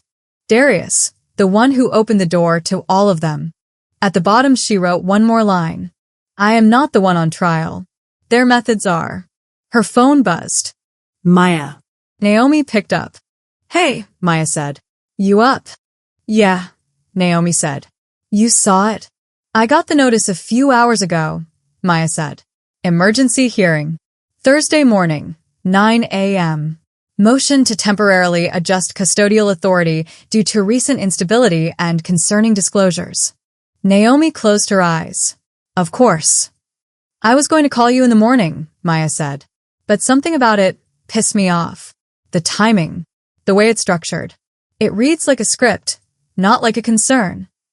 It is a script, Naomi said quietly. They've been rehearsing it in rooms I can't see. Then we'll make sure the judge sees the rehearsal, Maya said. Talk to me. What changed since we last met? Anything unusual at the school? Naomi told her. Slowly. In order. The living path email. The meeting with Lena. The symbol on the tablet. The way Lena talked about her history. The forum. Tiana on stage. The Q&A. The lines about calmer environments. She didn't let the emotion spill. She kept it measured. Clean. Maya listened without interrupting. And there's more, Naomi said. Zara sent me something. Who's Zara again? Maya asked. Someone from my past, Naomi said. Someone who knows Tiana's world. She pulled the court docket before I even left the school. And she sent me a recording. Naomi put her phone on speaker, opened the audio file Zara had sent, and pressed play. She listened again with Maya this time. Lena's voice. Tiana's voice. The calm description of Naomi as the process. Jalen as the prize. When the recording ended, there was a long silence. Then Maya spoke. They're done, she said softly. If this is real, they're done. It's real, Naomi said. I don't know how Zara got it. I didn't ask. I don't want to know yet, Maya said. Right now, it's enough that it exists. We may not be able to introduce it cleanly as evidence. Judge might call it hearsay or question the source, but we can use it strategically. To rattle them. To support other things. To show a pattern. Naomi nodded, even though Maya couldn't see her. What do you need from me? Naomi asked. Maya's voice shifted into work mode. Tomorrow, she said, you call Ms. Reynolds. Ask if she's willing to testify or at least provide a written statement. I'll draft questions. I want her observations on record. Jalen's behavior. Your consistency. Anything that contradicts their claim of instability. She already offered to help, Naomi said. She called me after the talk. Good, Maya said. We'll anchor her as a neutral, trusted adult. Judges like school counselors. They see them as frontline observers. And Zara? Naomi asked. Keep her close, Maya said. But tell her to be careful. She sounds like someone who knows how to get information in ways judges don't always like. I want to use the facts she gives us, even if we don't wave her around as our star witness. Naomi almost smiled. She'd hate to be a star of anything. Perfect, Maya said. Also, Naomi? Yeah. Between now and Thursday, you need to be boring, Maya said. No shouting matches. No arguments. No aggressive texts. No venting in long emails. You stay calm. You stay steady. Because they are absolutely going to try to get a reaction out of you. Zara said the same thing. Naomi murmured. She said they'd come early. Try to provoke something. Then we prepare for that, Maya said. You're not powerless in this. You have people. Me. Ms. Reynolds. Apparently this Zara. Don't forget that. Naomi took that in. I won't, she said. Get some rest if you can, Maya added. Tomorrow, we build your side of the story. Brick by brick. When the call ended, Naomi sat at the table for a few more minutes. The fear was still there, but it wasn't wild anymore. It had a shape. It had a target. It had a date and a time. She could work with that. The next day started early. She woke before her alarm, lay there a moment in the gray light, then rolled out of bed and went straight to the shower. The hot water helped. It quieted the loudest parts of her mind. In the kitchen, she moved through her morning like a slow, deliberate dance. Coffee. Toast. Pack Jalen's lunch. Check his homework folder. Sign the reading log. Normal. Mommy, Jalen said, rubbing his eyes as he patted in. Morning, baby, she said. He climbed onto the chair, watching her with that too old, too knowing look children got when adults thought they weren't paying attention. You gotta go talk to more people today, he asked. She paused. Yes, she said, but I'm okay. And you're okay. That's the part one want you to remember. He nodded slowly. If they ask me stuff, do I tell them everything? Tell them the truth, she said. That you feel safe. That you love both your parents. That you like school. You don't have to remember big words. Just what feels true. Okay, he said. He picked at his toast, then added, I like when you're not sad. Naomi's throat burned. I like when you're not worried, she said. So that's the deal, okay? I try to be strong. You try to be free. He grinned. Free like a dinosaur. Exactly like a dinosaur, she said. After she dropped him at school, she pulled into a parking space on a side street and called Ms. Reynolds before the first bell. The counselor picked up on the second ring. Miss Carter? Naomi, she said. Can I ask you something big? I figured you might, Ms. Reynolds said. I've been thinking about you since last night. Naomi didn't waste time. There's an emergency hearing Thursday, she said. They're trying to temporarily adjust custody. Maya, my lawyer, wants to know if you'd be willing to testify. Or write a sworn statement. About what you've seen. About Jalen. About me. Ms. Reynolds was quiet for a beat. Yes, she said. I can do that. You're sure? Naomi asked. I know there are rules. Politics. There are, Ms. Reynolds said. But there are also lines. The way they're operating. I'm not pretending I don't see it. I have notes. I have dates. I have my own concerns about how these partners are interacting with our families. My job is to protect kids, not systems. Relief flooded Naomi's chest. I don't know how to thank you, she said. Keep doing what you've been doing, Ms. Reynolds replied. Pick 'em up. Show up. Don't give them the story they're trying to write. That's thanks enough. They agreed on a time to talk with Maya later that day by phone. Naomi hung up, breathed out, and sat for a moment in the parked car. Step 1. Solid. Next, she met Zara. They chose a small diner away from her neighborhood. Neutral ground. Back booth. Windows facing the parking lot. Zara was already there when Naomi walked in, hood down this time, stirring a cup of coffee that had probably gone cold. You look like you slept 3 hours, Zara said. I might have, Naomi replied, sliding into the seat. You sound sharper, though, Zara said.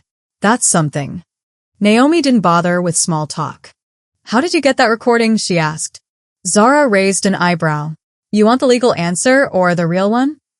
Whichever helps me in court, Naomi said. Zara smiled, just barely.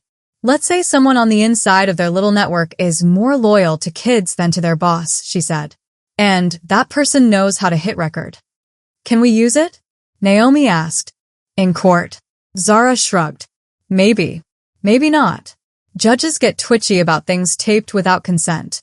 But as a weapon outside the courtroom? Her eyes sharpened. Absolutely. Naomi sipped the coffee the waitress set down. It tasted burnt, but it was hot. Here's what matters, Zara said, leaning forward.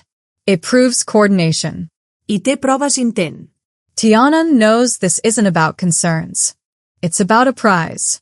That language is poison, Naomi. No judge wants to be told they helped turn a child into a prize. Naomi nodded slowly. What else do you have? She asked. Zara slid a folder across the table. This is a pattern, she said.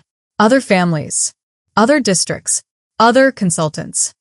All using different names, same symbol. Reports get filed. Hearings get rushed. Custody gets shifted. Money moves. And guess whose name keeps popping up in the background? Naomi didn't have to guess. Does Maya have this? She asked. She'll get a clean version, Zara said.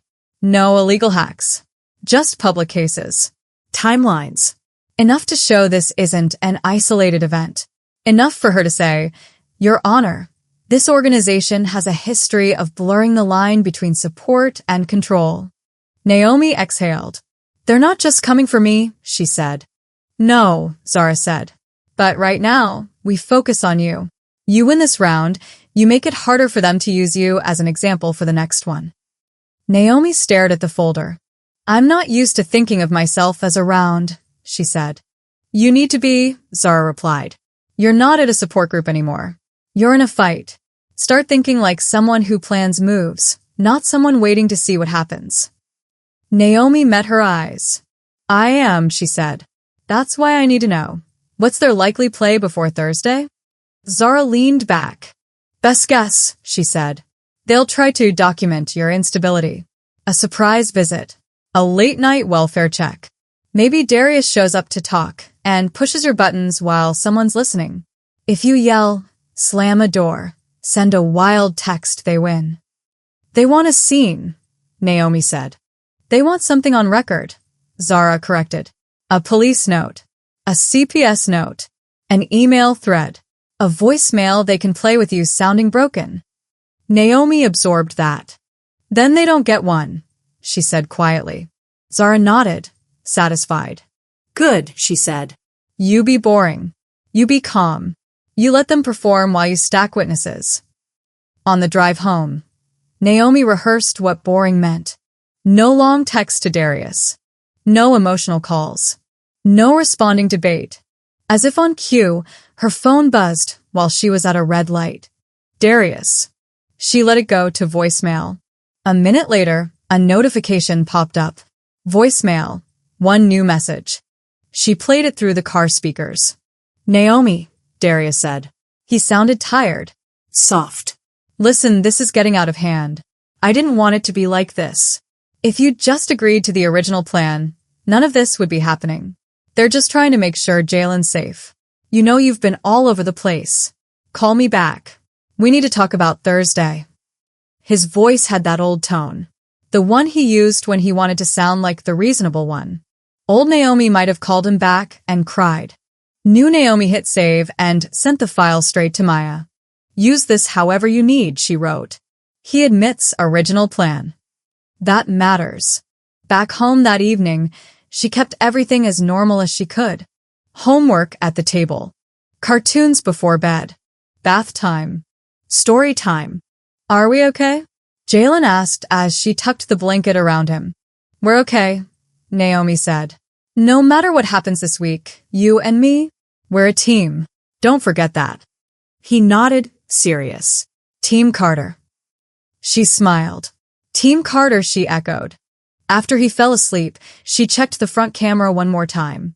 A car idled at the end of the street for a few minutes, then moved on. No knock came. The provocation Zara warned about arrived the next afternoon instead.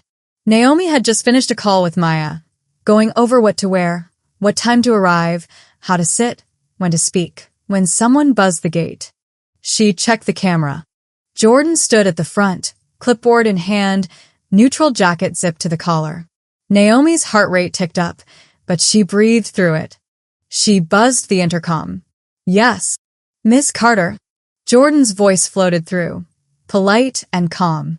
It's Jordan Lee with CPS. We're doing a quick follow-up before tomorrow's hearing. Just to check in. Of course. I wasn't told about a visit, Naomi said. That's my fault, Jordan replied. It's been a hectic week. This won't take long. Naomi thought of Zara's words. They'll come early. They'll try to provoke something. All right, she said. Give me 1 minute. She turned on the audio recording on her phone, placed it face down on the entry table, and opened the door. Jordan stepped in, glance flicking around the living room. Thank you, they said. I know drop-offs and work make days busy. I cleared my day, Naomi replied. For obvious reasons. Jordan gave a small nod. How are you feeling about tomorrow? They asked. Prepared, Naomi said. An emergency hearing can sound frightening, Jordan said. They're just temporary measures. The court looks at everything before making any long-term decisions. I understand, Naomi said. That's why I've made sure there's plenty to look at. Jordan studied her for a moment, like they were trying to reconcile the woman in front of them with the file in their hand. I spoke with your counselor at the school, they said. She had positive things to say. I'm glad, Naomi said, because she sees my son more hours a day than most people in this process. Jordan's lips pressed together. I did receive a new note from Lena, they added carefully. She documented some of her impressions after your meeting. Heightened vigilance, defensive posture, some difficulty trusting systems. Naomi almost laughed. That's what she took from that? She asked. Not that I showed up, answered every question, and remained calm? Jordan's gaze didn't waver. How do you feel about what she wrote? They asked. I feel like she doesn't know me, Naomi said. I feel like she sees me as a category, not a person. And I feel like none of that changes how I care for my son. Jordan gave the smallest exhale. That's fair, they said. They walked through the house in the familiar pattern. Glance at the kitchen, glance at the bathroom, quick look at Jalen's room. The stuffed lion sat on his pillow, watching all of it in silent judgment. Jordan returned to the living room. No concerns from my side today, they said. The home appears stable. Your effect is appropriate. No signs of disorganization. Make sure that gets into the file too, Naomi said. It will, Jordan said. Everything does. They hesitated. Naomi, they added, voice softening. Tomorrow, when you're in that courtroom, it won't just be them and you. I'll be there. I'll say what I saw. Which is what? Naomi asked. A mother under pressure, Jordan said. Still parenting. Some of the tightness in Naomi's chest eased. Thank you, she said. After they left, she picked up her phone and sent a quick text to Maya and Zara. They came. Stayed calm. House clean. Jordan neutral. No scene. Both replies came fast. Good, Maya wrote. One more clean day in your column. Proud of you, Zara wrote. They hate when you don't dance. That night, Naomi laid out her clothes for the hearing. Dark slacks. Simple blouse. No loud colors. No statement pieces. She looked at herself in the mirror. Calm. Present. Unshakable if you didn't look at her eyes too long. She turned off the light. Thursday morning, the courthouse felt colder than the weather should have allowed. Maya met her on the steps. You ready? The lawyer asked. No, Naomi said. But I'm here. That's enough, Maya said. The judge doesn't need you to be fearless. Just truthful. Inside the courtroom, everything smelled like paper, coffee, and old wood.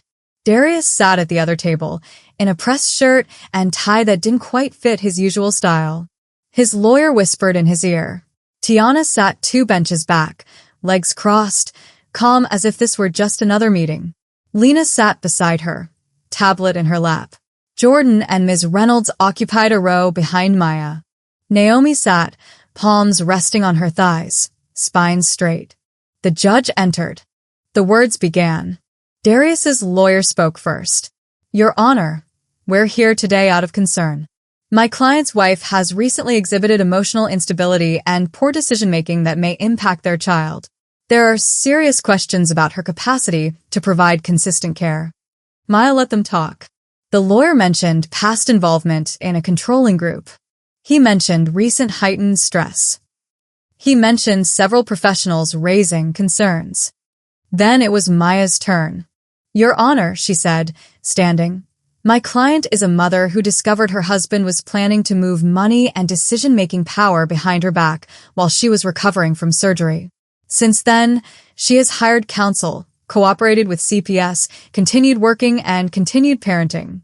She has no history of violence, no substance abuse, no prior neglect claims. One anonymous report does not erase years of documented stability. The judge listened. Neutral. Distant. Maya called Jordan first. Based on your visits, she asked, have you observed any signs that Naomi Carter is an unfit parent?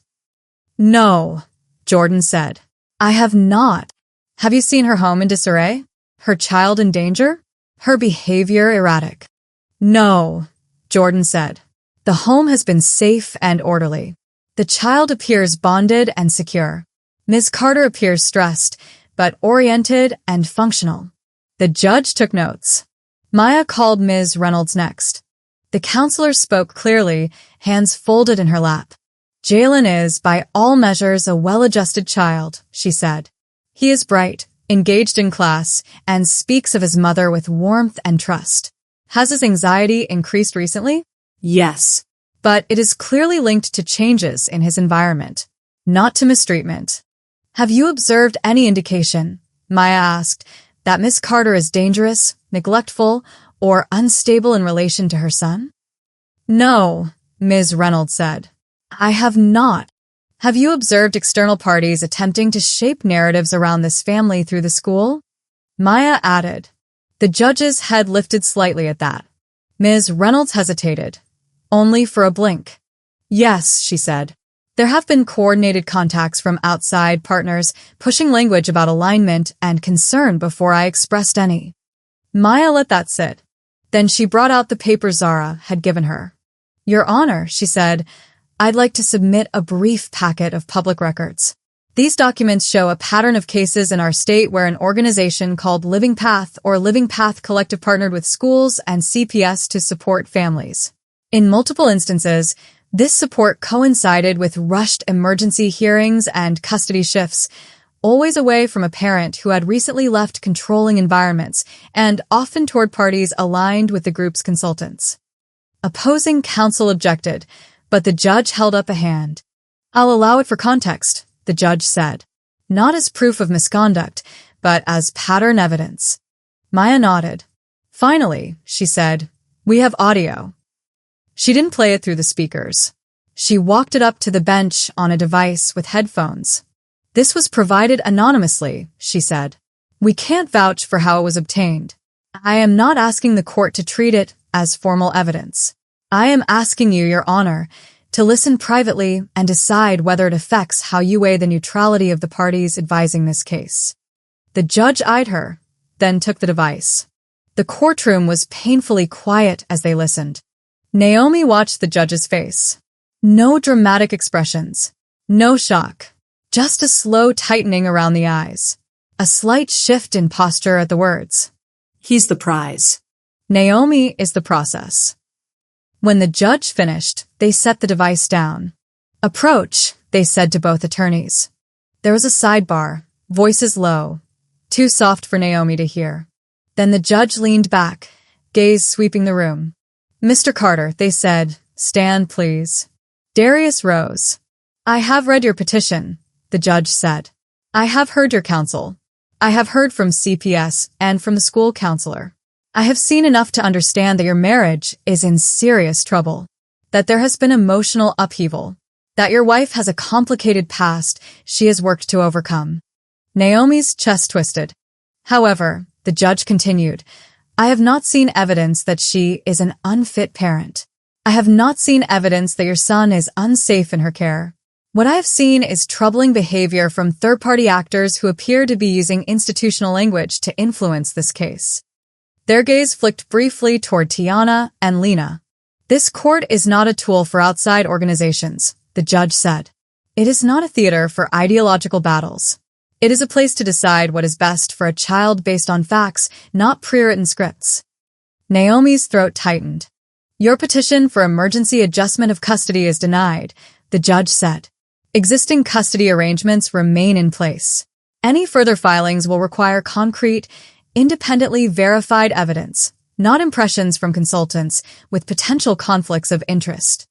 Darius's lawyer started to speak, but the judge cut them off. Sit down, counsel, they said. We are done here for today. The gavel fell.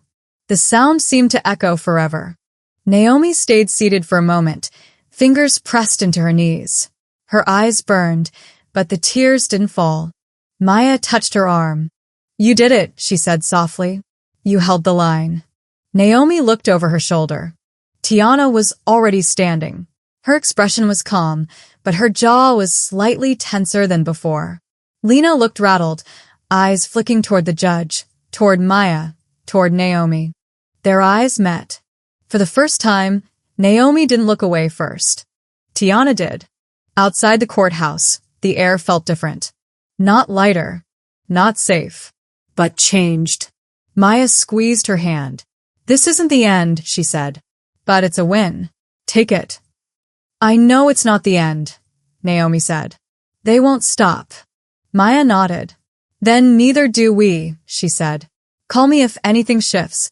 And Naomi, I'm proud of how you handled yourself. Naomi watched her walk away, then felt a presence beside her. Zara. She'd stayed outside, as promised, leaning against a lamppost, hoodie up, hands in her pockets. You look strong, Zara said. From out here. Naomi exhaled. I didn't feel strong, she said. I felt held together with tape. That's still together, Zara said. Tape counts. They stood there a moment. Did you hear the ruling? Naomi asked. Yeah, Zara said. Word travels fast in halls like these. They'll come again, Naomi said. Of course, Zara replied. You embarrass them. They don't like that. Naomi thought of the voice in the recording. He's the prize. Naomi is the process. Then we change the process, Naomi said. Zara's mouth twitched. That's my favorite sentence you've said so far, she said. What are you thinking? Naomi looked back at the courthouse doors. They've been using systems, she said. Schools. Courts. Agencies. Right out in the open. I've been reacting. Trying to survive it. That stops now. She turned to Zara. You said there were other families, she said. Other cases. Other patterns. Yeah, Zara said slowly. Find them, Naomi said. The ones who will talk. The ones who want out. The ones who lost and still have something left to say. If Tiana is going to use public institutions, then maybe it's time the public knows what she's really doing in them. Zara studied her. You want to go bigger, she said. I want to stop waiting to be the one they pick off, Naomi replied. If I keep quiet, they'll use my silence as proof they were right. If I speak, maybe they think twice next time they try this. Zara's eyes softened. You're not just trying to save your son anymore, she said. I already knew I'd fight for him, Naomi said. Now I know I'll fight for every kid they try to turn into a prize. She glanced down at her phone. No new texts. No new threats. Just the quiet between storms. I'm still scared, she admitted. Good, Zara said. Means you're not like them. Naomi let that sink in. Come on, Zara added. Go get your boy from school. Be seen doing something radical. What's that? Naomi asked. Living, Zara said. With him. After all this. They hate that. Naomi almost laughed. She walked to her car, keys in hand, the courthouse behind her and the school ahead. The fight wasn't over. Tiana was still out there. The circle had just gone more public. Systems were still listening to the wrong people. But Naomi wasn't just a file anymore. Not just a scared voice in a kitchen. Not just a process. She was a mother who'd seen the machinery behind the concern. And she was done playing quiet. Whatever came next, whispers, meetings, new consultants, new tricks, one thing would stay the same. They could circle her life. They could circle her home. They could circle her name in files and emails. But they would not circle her son. Not without going through her first. Not ever again.